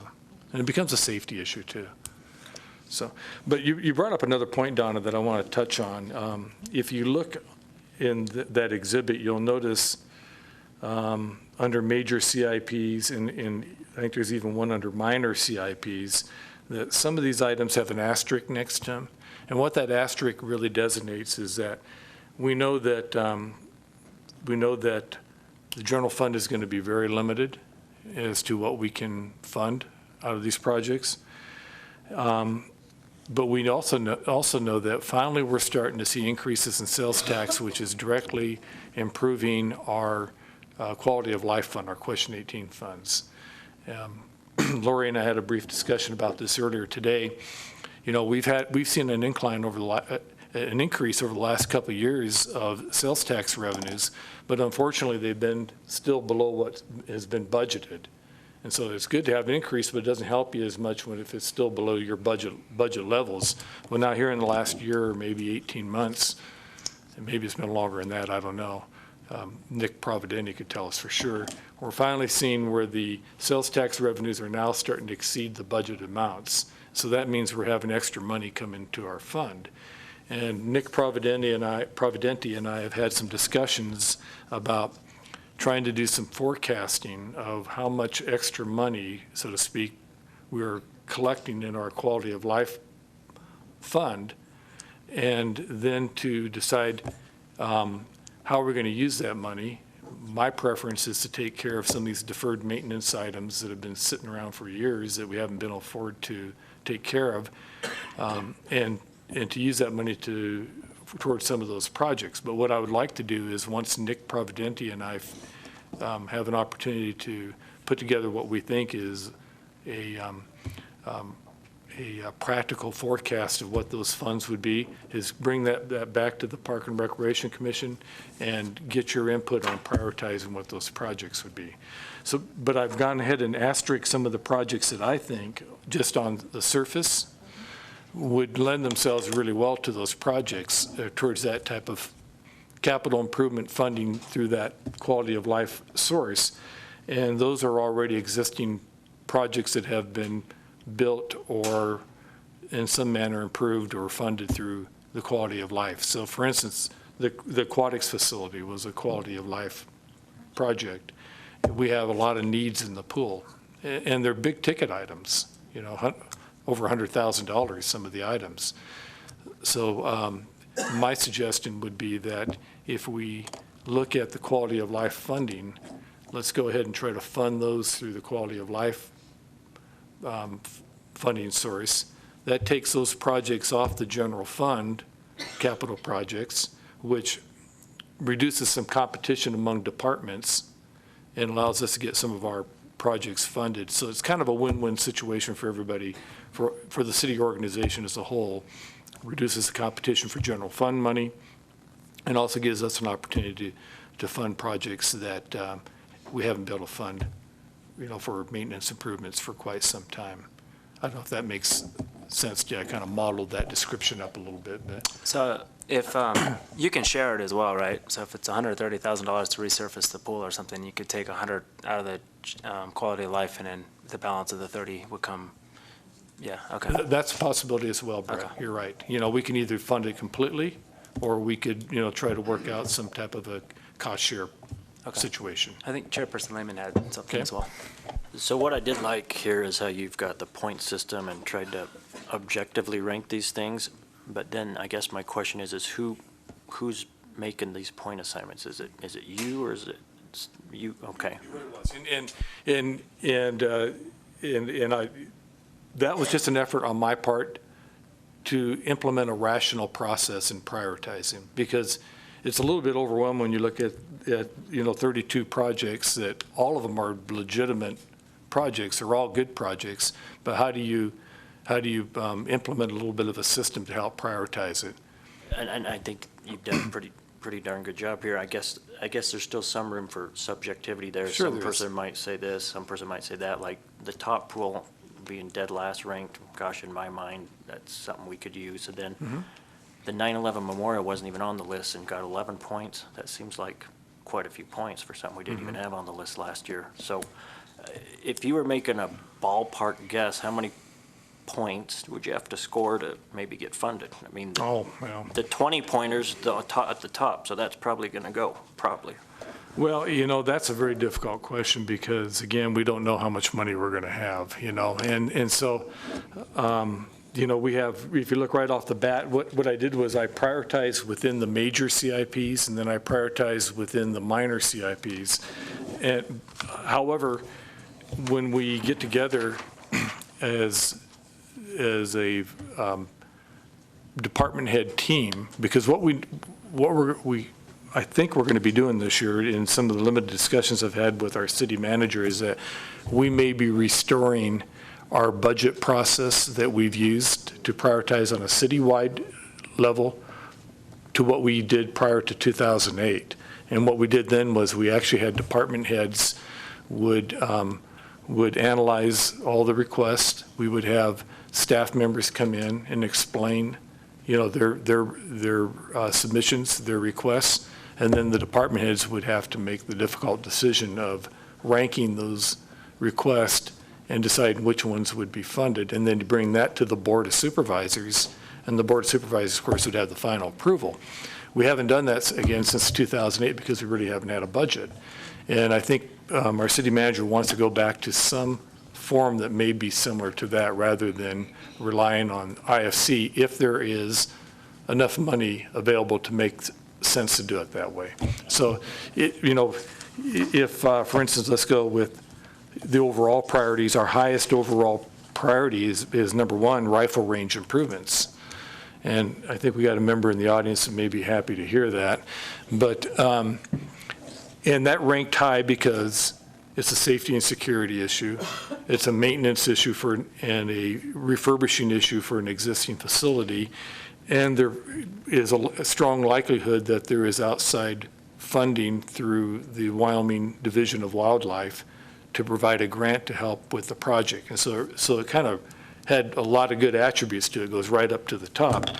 That's only a $15,000 item because we suspect that it's going to be a 75-25 match for the project, so we can have a almost $30,000 project, only spend about $15,000. So it has a lot of zing to it. Now, that because it's our highest priority, and if the other department heads agreed that that should be the Park and Recreation Department's highest priority, that's great, but you know what? There may be 5 other priorities by other departments that are higher than that. And so, you know, just because it has a high ranking in this analysis does not mean it's necessarily going to get funded. So then I guess I'm wondering, are we being asked to approve the capital improvement budget? Because we don't even know if we have one. Are we being asked to approve the priorities? Yes. Yeah. Yes. And that's a very good comment. Now, go ahead. If I could follow up on that, I just want to make a comment about the way the budget is done here in Carson City. Used to be done the old-fashioned way, and that's department heads would come in to hear, and the Board of Supervisors would hear the request from the departments, and they would decide what should be funded. Then you came up with the internal process where the departments meet and come up with the priorities and say, yeah, well, it looks like, you know, we should do this or that. The problem is when you do that, you lose transparency. It's not transparent anymore to the public in terms of what isn't being funded, in terms of what the needs are that aren't being addressed. And it doesn't give the departments an opportunity to tell the public, you know, 2 things. One, how well they're doing. That's usually part of the budget process, and explain what it is they do. But secondly, gives people an opportunity to hear what some of those issues are. And maybe there's somebody out there that's a, you know, lawnmower lover or doesn't need a lawnmower anymore. That individual's name is Scott Fahrenbrook. Well, maybe, you know, they could, you know, he just happened to have one that's only a couple of years old and he's not going to use it anymore. Anyway, the idea is that I would like to see more, you know, it's obviously for the supervisors to hear. And I know this was Pete Livermore's, one of his greatest complaints was when they changed the process. to, the way budgets are normally done. Yeah, there's kind of those, that's an ongoing debate, and that's not just in Carson City, that's kind of nationwide. I've worked for a couple other cities, and it used to be, kind of in the old days, that's how you did it. It was sort of a dog and pony show, and every department head would present their budget requests to the Board of Supervisors, take questions and answers and that type of thing. And over the years, I would say probably the majority of local governments have probably kind of gotten away from that process and gone more towards an internal process that's brought to the Board of Supervisors at a later date. I think one of the criticisms to that process is that there may be some loss in transparency, as you stated. One thing that I think offsets it a little bit is having departments like ours that has commissions, the Park and Recreation Commission, the Open Space Advisory Committee, and some of these others that also kind of ensure some transparency into the process and also ensures some public input into the process as well. So does it totally make up for the other way? I'm not sure, but probably that move towards a more internal process goes back a little bit towards the thought that government should be more efficient.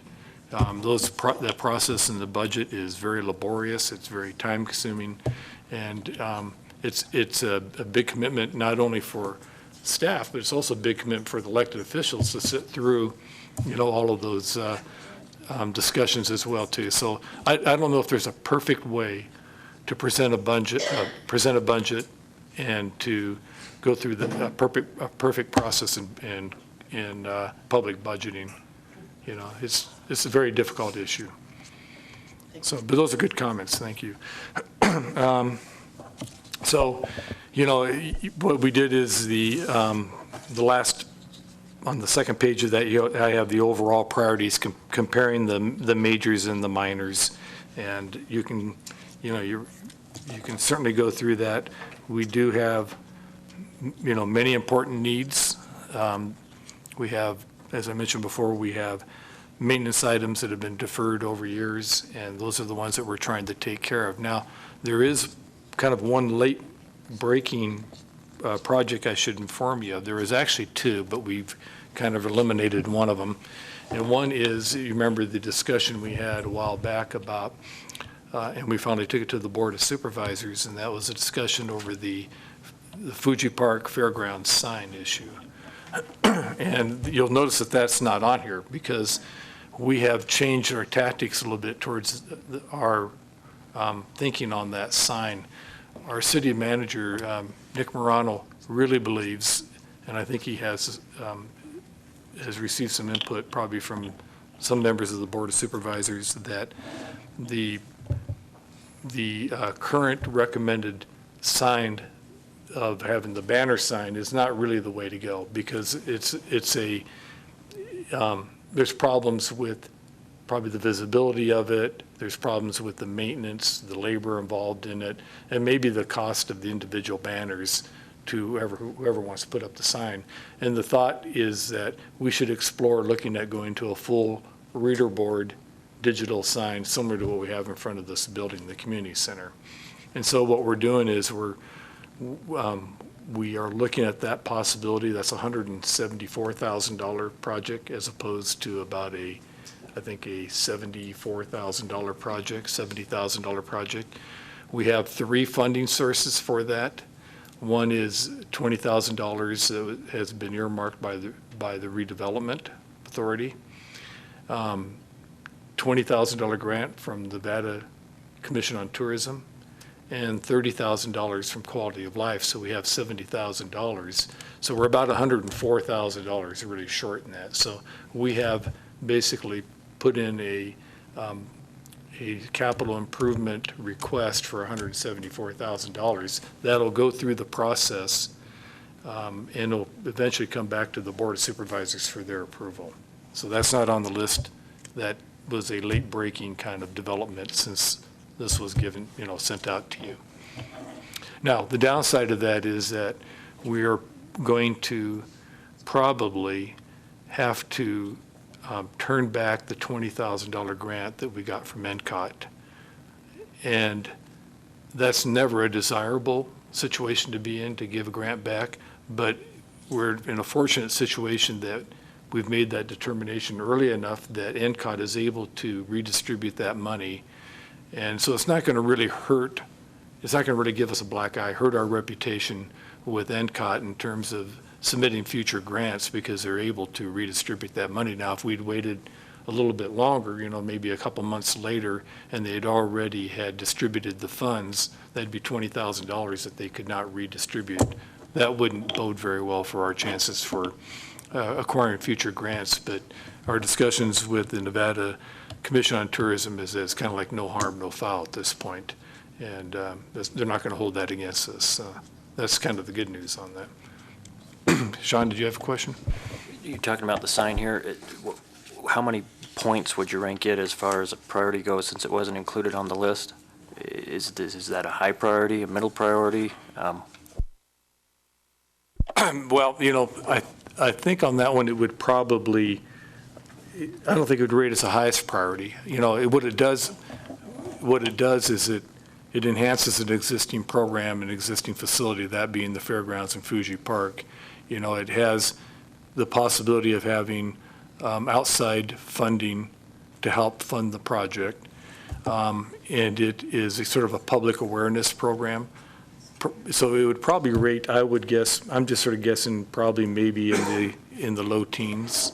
But that's just my rating. What really counts is how the Board of Supervisors would rate it. So going back to that sign, though, I guess I could talk to you afterwards. I've been working on another sign thing and got some ideas, and I think it could be done a lot less than that amount, unless you're trying to duplicate this sign exactly. Or is that the idea? Yeah, the idea would be that the sign would be very similar to the reader board sign we have in front of a digital, full-color reader board sign.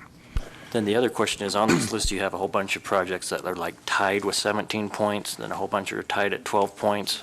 Are they actually tied, or have you rank ordered them? So is the Lone Mountain Cemetery expansion the number 2 priority for the city? Well, not necessarily for the city, but for our department, yeah. And, that is one area that's kind of, the cemetery has traditionally been out of the purview of the Park and Recreation Commission, but it's still part of the department. And I wanted you to see that, everything that we're considering. And the reason that one is high is because we are running out of some viable grave space. That can be a grave situation, of course. And we have been approached by the Masonic folks, and they have some property that they are willing to trade with us so that we can have their property, which is immediately adjacent to the veterans area, is where we're having a shortage of grave space. And so we can make a trade with them for equal, I think it's a half an acre for a half an acre. The problem is their half acre is developed, it has irrigation systems, sod, and that type of thing. Ours isn't. And so we would have to make the trade fair, we would invest into developing that property so that they would get a fully developed property. So then this is in rank order of Yes. priority? Yeah, this is in rank order of You've priority. broken the ties there somehow? Yeah, kind of Okay. broken the ties. So then, the only other question I had is, a lot of these on here are wish lists we threw on years ago at different stages of the game. When do we play that game again, where we throw wishes into the pool? Well, that's a very difficult question. So you keep asking difficult questions, Sean. But, I think when we find out, I think wish lists, my opinion, my feeling on a wish list is that they really need to hold off until we can take care of actual needs. And once we get to the point where we're funding some of these deferred maintenance items, then it's time to start looking at more of a wish list type of situation. And so it's really kind of dependent on available funding. I know you keep hearing me say that all the time, but I don't know what else to tell you. And I got that 100%, and everyone's going to have their own project, but like I know up in me and Donna's neighborhood, the Pass, which are real popular, they're just starting to crumble apart, so that would be maintenance and all kinds of points there. Yeah, I agree with you. There's a lot of those areas that need to be on there. A lot of those paths are in rough shape. So, A lot of those have moved up, though. You know, some of those, if you recall, some of the discussions we've had, the pathways along East William Street, Highway 50, you know, working with regional transportation and public works, they've been able to find grants and coming to you folks and getting some of your input, we've been able to improve some of those pathways out, you know, kind of outside of the budget process. Yeah, no, I think a lot of them, we've actually added a bunch, which Yeah. is nice, but then, of course, comes the question about maintaining in the future. That's right. It's always a big, kind of a big question. Maybe it could be an action item we could take on later in the year, Yeah. but maybe we should put together a list of all the trails that we can think of, just brainstorm, and maybe rank them, and then maybe towards the end of 2015, maybe put them in for, maybe adding that onto the budget for 2016 or whatever it may be. Good comment. Commissioner Curtis. Thank you. Few items. First of all, along the line, you know, the citywide sidewalk and pathway repairs, 413, is that city sidewalks? Yeah. Because that isn't really our purview, that's. No, and I removed that one off for our consideration, basically because it's so huge. Well, it is, but it's really, and it's kind of like the parking lot issue. I mean, there's a lot of different reasons you have the parking lot and a lot of different reasons you have the sidewalk, not just Parks and Rec. That's right. And So- some of these are park and rec sidewalks and parking lots, and a lot of them aren't. It's a combination. Belongs in streets and, That's right. That crosses several different departments. right. Hopefully you can put an asterisk on number 13, just so it can be. Yeah, I'm really seeing that as a priority because that is a bright light, and I think the city's been good. We went to the fair, and you know, we've put up with 8 years of no, you can't have any more. So it'd be nice to have one project at least that is something that everybody could get well, not everybody. Well, I think I'm a little big for it, but most people could get some enjoyment out of. Happy to see the restrooms at Long Ranch Park. One of the things, I was out today to our dog park out at Fuji Park, and it's a mess. This time of year with the weather, I mean, it's not just rain, it's the snow and the ice are still there. And I witnessed people coming up to the dog park and then going over to the rest of Fuji Park and taking their dogs off there because it's nice and grassy and there's no big mud piles and their dogs are not getting back in the car, full of mud.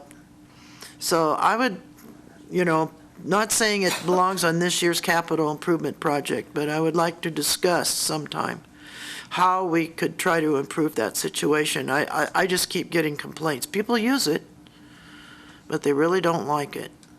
And it would be nice, I don't know if it's a matter of drainage or completely revamping that thing or just putting the sod in there or what, but something needs to be done. It's just not working very well, I don't think. We can bring that back for a discussion on that. I think you're correct in that, and most of it's a drainage problem that's making the use of that facility less desirable during certain times of the year. We get some ponding out there, and we get some drainage issues that we need to look at. And maybe we need to, quite frankly, readdress the surface type that we have too. I think that's a discussion we need to bring back. Do we have any other comments, or do we want to kind of prioritize? I know I have a couple maybe amendments or adjustments I'd like to make. Okay. Commissioner Kiever? I have 2 questions. Roger, when do we need to have this list approved and ready for the Board of Supervisors? Do we have a drop-dead date? Well, yeah, there is a drop dead date, but we have submitted all of our capital improvement requests to the Finance Department. We still have room to make some changes in the priorities of them. I think if we could send a recommended priority tonight, after tonight's meeting, that would be probably optimum. If you feel like you're not ready for that, we could probably take a look at it in February. But I don't think we want to go much later than February. Okay. And then I thought at one time we had discussed replacing the seats in the theater over here. Is that kind of a wish list thing, not really a necessity, or? Well, no, that where is does a that fall? necessity. That's a real necessity. It's not on this list because it's partially funded through quality of life already. We think we may have enough funds to complete that project. But now, and now you brought up another point that I forgot to bring up, is that I think you all remembered that the community center has now been included as one of the 1/8 of a cent sales tax project. And so we're really we have to go through another process that we're going to involve you folks in, and that's going to be prioritizing the improvements we want to see in this facility. And we feel that probably some of those improvements are going to be centered around the theater. Some of them may be in the gymnasium or other places too. But we don't feel it makes sense to go ahead and go through the replacement of those chairs until that's thought out, because we don't want to replace the chairs and then have to come through and take the chairs out to do something else. So we want to make sure we're doing it in an orderly manner, and that's another process that we'll be bringing back. We're going to be hosting some public meetings to get input, try to identify special interest groups or stakeholders, and also use the Park and Recreation Commission as a forum to host these meetings.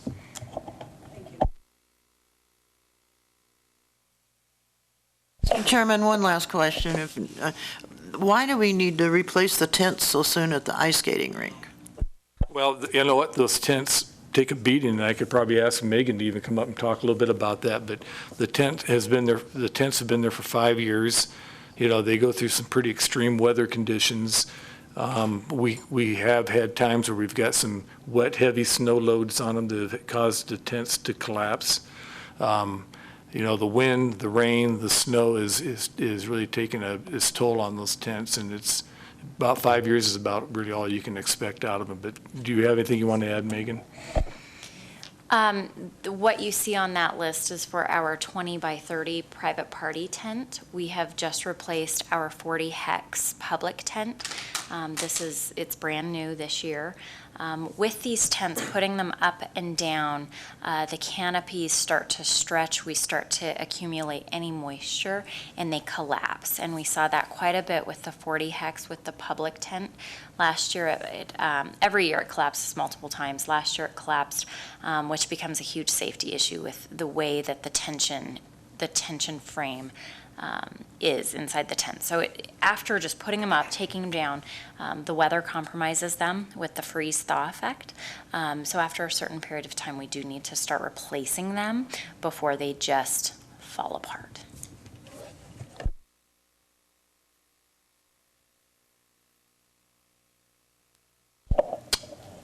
Do we, well, so I guess I'll just suggest a couple things I guess I'd like to see. But one is, I know we've talked about John D. Centennial, I guess, several times, and something maybe, Roger, you could clarify, but I thought most the improvements that we discussed, as far as, I know some things are being done at the softball, at the fields themselves, but as far as the lower half, and I know when we were talking about potential disc golf, we talked about maybe a whole new master plan before any of that was being done. Because of that, I think I would see that the resurfacing, like all the pool work, I would vote for putting that above John D. And so maybe, and I don't know whether this would make sense or not, but as far as the resurfacing of the pool, could we somehow put the tot play feature as part of that? And would there be any cost savings just doing it all at once versus, I guess, an improvement and repair, and combine them together? There might be an opportunity to take a look at maybe a sort of holistic approach to pool improvements, combining those together and including the tot pool feature, if that's what you'd like to make as a recommendation.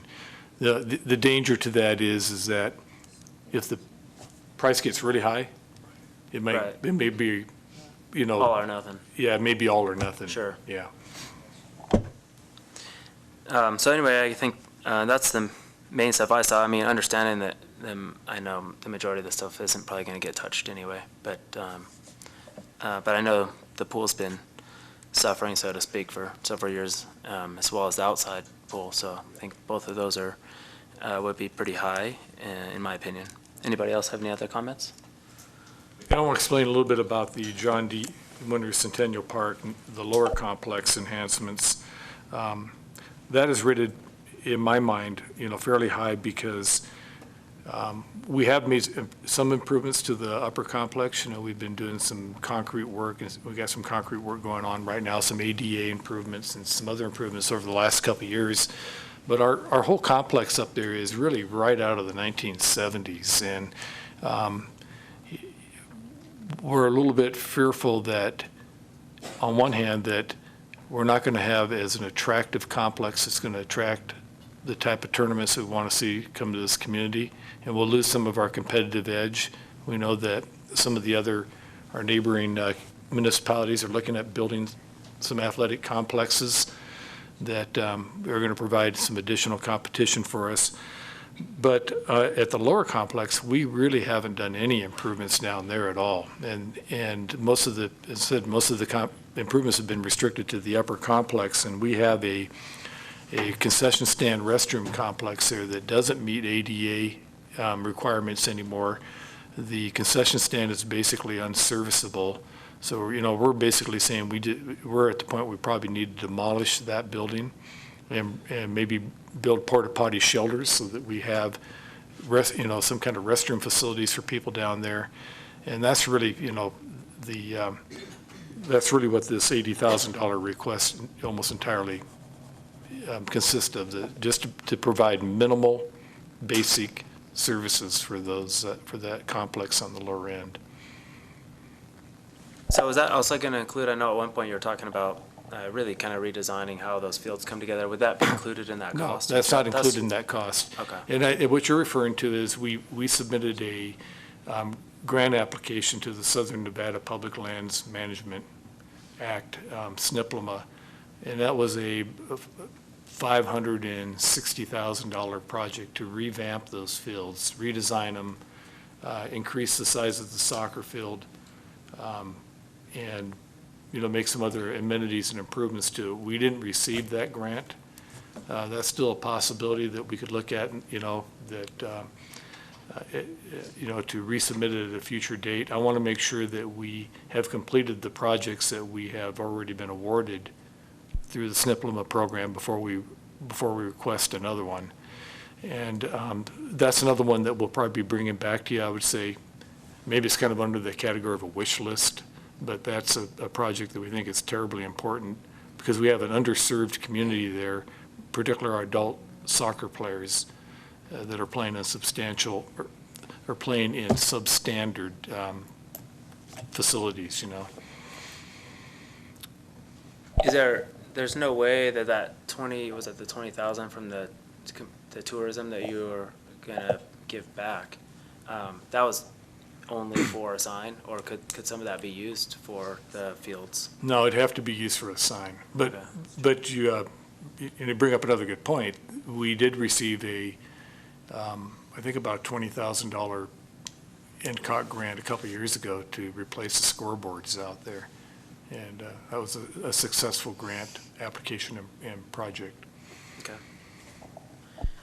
Do we have any other comments? Should we open up to? Mr. Chairman, I just wanted to say you're getting dangerously close to the proposed possible future dog park when you're talking about the south part of Centennial, so we're going to revisit that. I'd like to see where we're at, since we're also talking about the current one.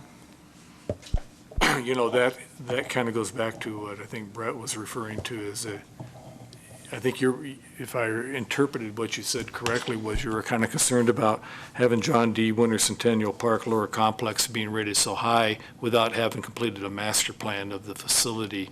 And this isn't a change in the current plan of the facility. It's just an improvement to what we have there. And I agree, before we start looking at other amenities to add to that, then we really need to go through sort of a thoughtful process of doing a master plan for that. Sure, but at the same complex. time, I guess I'd hate to see $30,000 put into it and then find out it's not correct, not right where we really want it to be. So,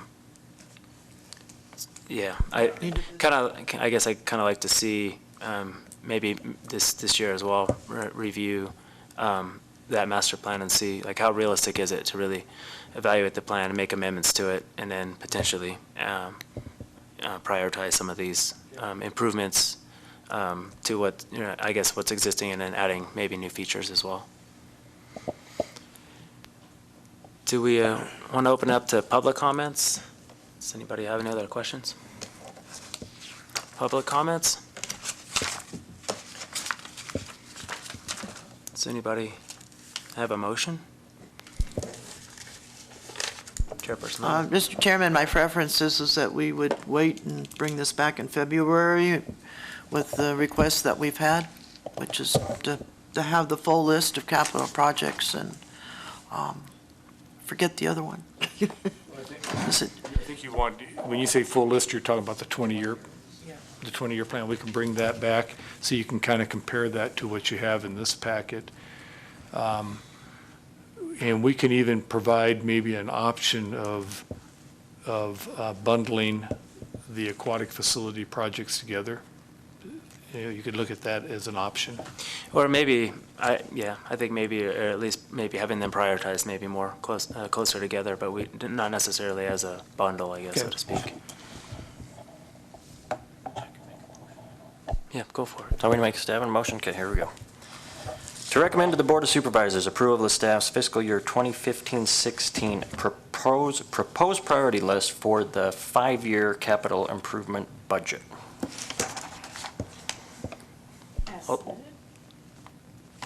I'll make a second. As what? Yeah, I guess he wants to approve this. Is as submitted, is that what your motion is? He's making a motion to approve the prioritized list. As submitted. Not moving the pools in order or any of that. Okay, should we That's go what to I'm- good again? Yeah. Okay, here we go. Let me try again. To recommend to the Board of Supervisors approval of the staff's fiscal year 2015-16 proposed priority list for the 5-year capital improvement budget with the review of the aquatic facilities as perhaps one unit.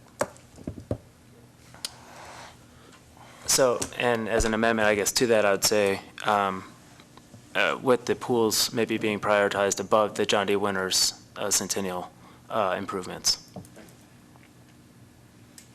We have a motion. We need a second. Do we have a second? You're actually Can- amending his. Yeah, we And kind of. and you have to agree to the amendment, so I'm going to turn it over to you. I think the original intention was to bring this item back, but since there's already that outstanding motion, and then you amended the motion, so there has to be an agreement or a second to the motion and the amendment as well. So I guess the reason why I would just assume move it now versus wait another month is that we're going to have the same discussion again, and then there's still going to be the unclarity as far as like what's really going to get done. So I would just assume move it forward. The budget portion's already been submitted, so it's really us just kind of reviewing the list and then identifying what we think is important. Well, let me suggest that we back up just for a minute, because I think Donna actually made a motion. You didn't make a motion? It's a suggestion. Oh, I don't think okay. you have to make a motion, do you, to not do anything? In other words, we want to postpone it for a Well, month? if you want to postpone this, Yeah, then you're going to have to exactly. make a We're motion to starting that over. effect. Already a motion on the floor. I got it now. So Okay. we're gonna withdraw the motion and the amendment, and we're gonna start over. Okay. That's fine. I'm going to withdraw that motion. Now, here we go. This is the third time the charm. I move that we recommend to the Board of Supervisors approval of the staff's fiscal year 2015-16 proposed priority list for the 5-year capital improvement budget with the with moving the aquatic facilities ahead of the John D. Winters improvements and possibly combining the aquatic facilities. I'll make a second. I have a question. Okay, we got a question. I'm not seeing the 5-year.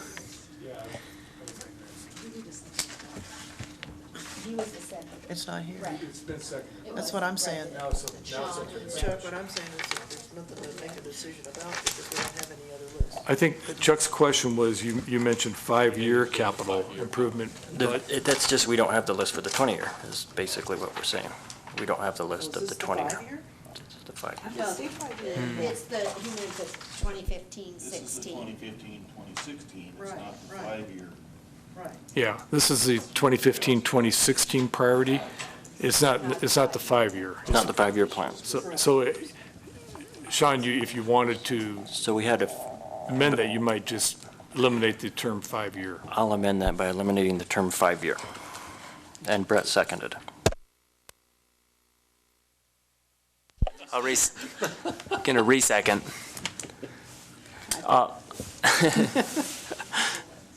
Do we have any opposed? No. All in favor? Aye. No. Opposed? All in favor, say aye. Aye. Aye. All opposed? No. I am opposing. Yes, I'm opposing.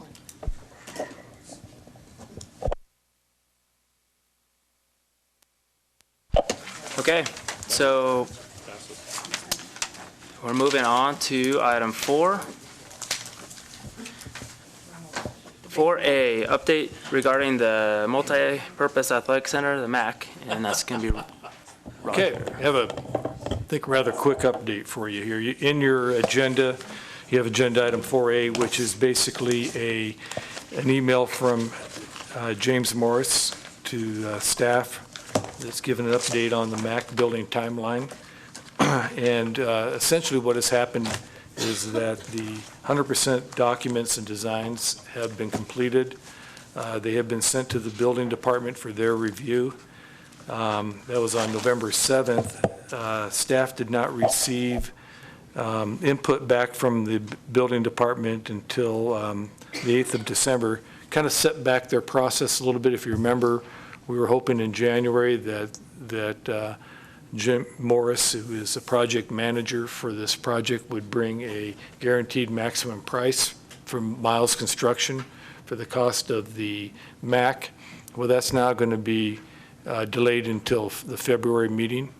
He feels confident that they're going to be able to bring it at that meeting and that is not going to jeopardize the December 2015 completion date of the facility. So again, it's probably not a big deal. I talked to Jim today. The 100% document plans have been resubmitted after the comments from the building department. The process is that the employees in the building department review the 100% document plans. They make suggestions, comments, and suggested changes. That goes back to the design consultant. He takes a look at those comments. He makes changes, resubmits 100% documents. They're back at the building department.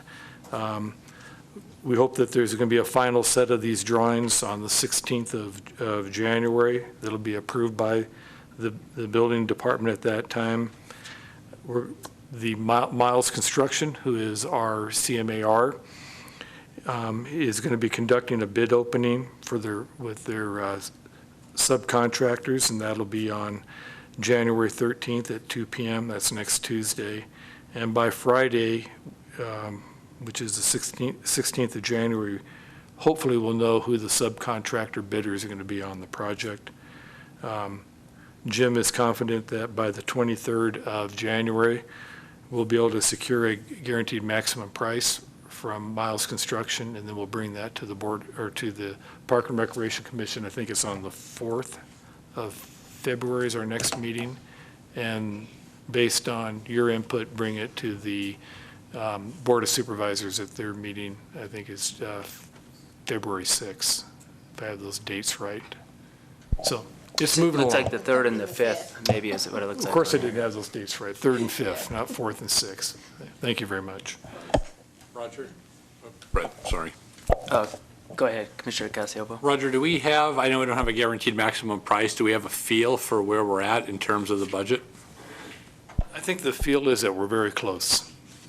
Yeah. That was good. Yes, we're very close, yeah. So the fact that it says here that Miles thinks they can finish this the end of November still, when would they actually break ground?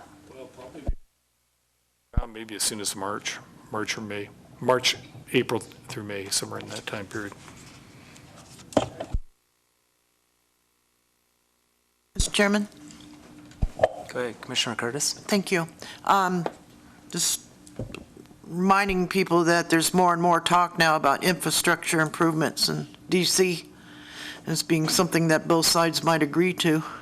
Heaven knows. But anyway, I'm hopeful that before this thing actually gets off the ground, that maybe we can get some more money.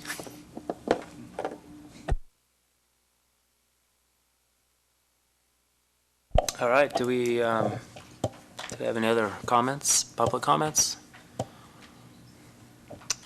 All right, thank you, Roger. Members' announcements.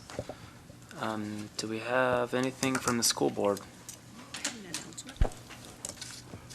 Oh, sorry. Yeah, I'll just update everybody briefly. The school district, since we're talking about budgets, the school district's been involved in secured entries, and everybody has a different name for it, but we're trying to make the entries a little more secure, which took away from some of our budgets. But I only bring it up because the high school being most noticeable, there's a lot of fencing going on up there, and if anybody's been paying attention, that's part of that project to make the main building and the tech center and all that secure, so there's one way in, one way out. And so I had a couple of people ask me what was going on out there, and I thought this would be a good chance to just make mention that this is part of that secured entry, single point of access projects that we're involved in. Where does the funding for that project come from? Some of it's coming from bond money that was originally slated for other improvements. We went through a master plan process and identified projects that needed fixing. And then with some of the recent tragedies at other schools throughout the nation, there was a public outpour to take a look at our schools. And we had some schools that had been secured, if you will, others that haven't. And so this is part of that. So it's coming out of the same pool of money. Sure, okay. Thank you. Commissioner Lehman? So this is kind of members' announcements and school board at the same time. Carson Middle School, in the next month or two, is going to be getting a big LED sign out front that can read stuff. So I know Parks and Rec, we still use their gym quite a bit, so there might be an opportunity to use that some to advertise our programs.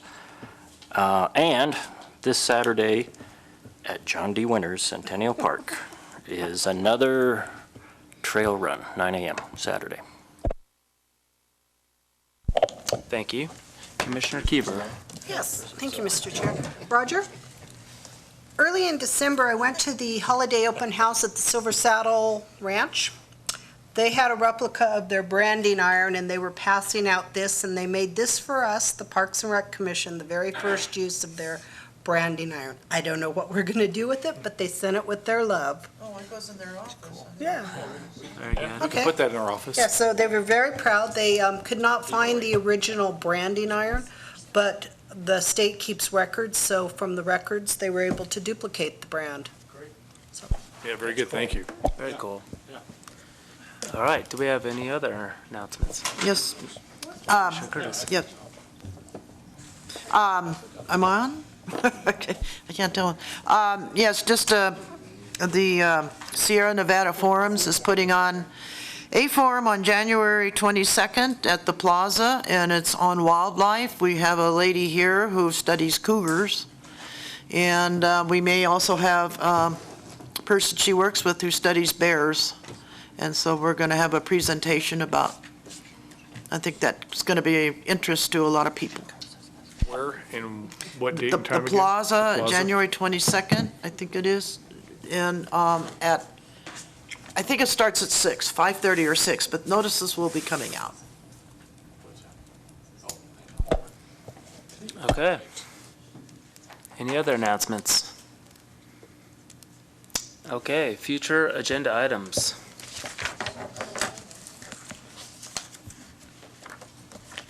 Oh, Chairperson Lehman.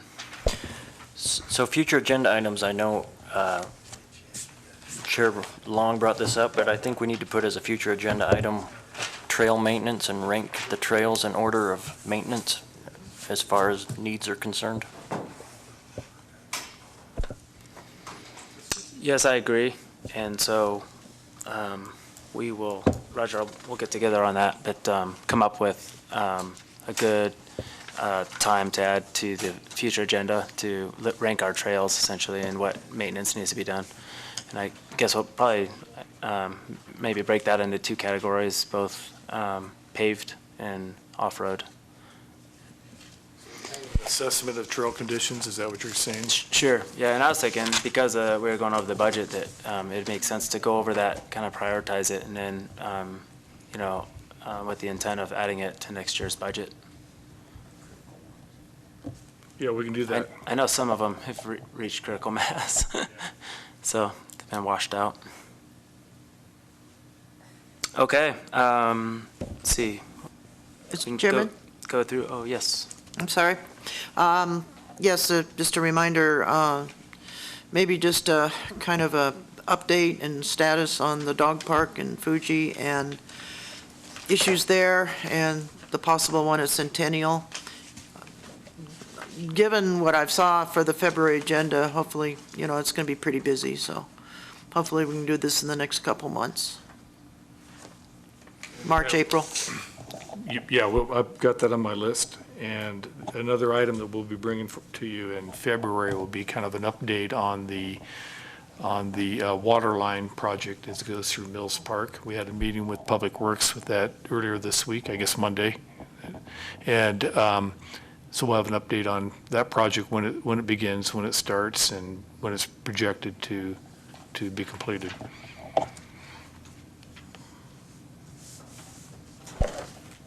Okay, anything else? Any public comments? All right. For possible action on adjournment. So moved. All in favor, say aye. Aye. Any nays? Good job. Thank you.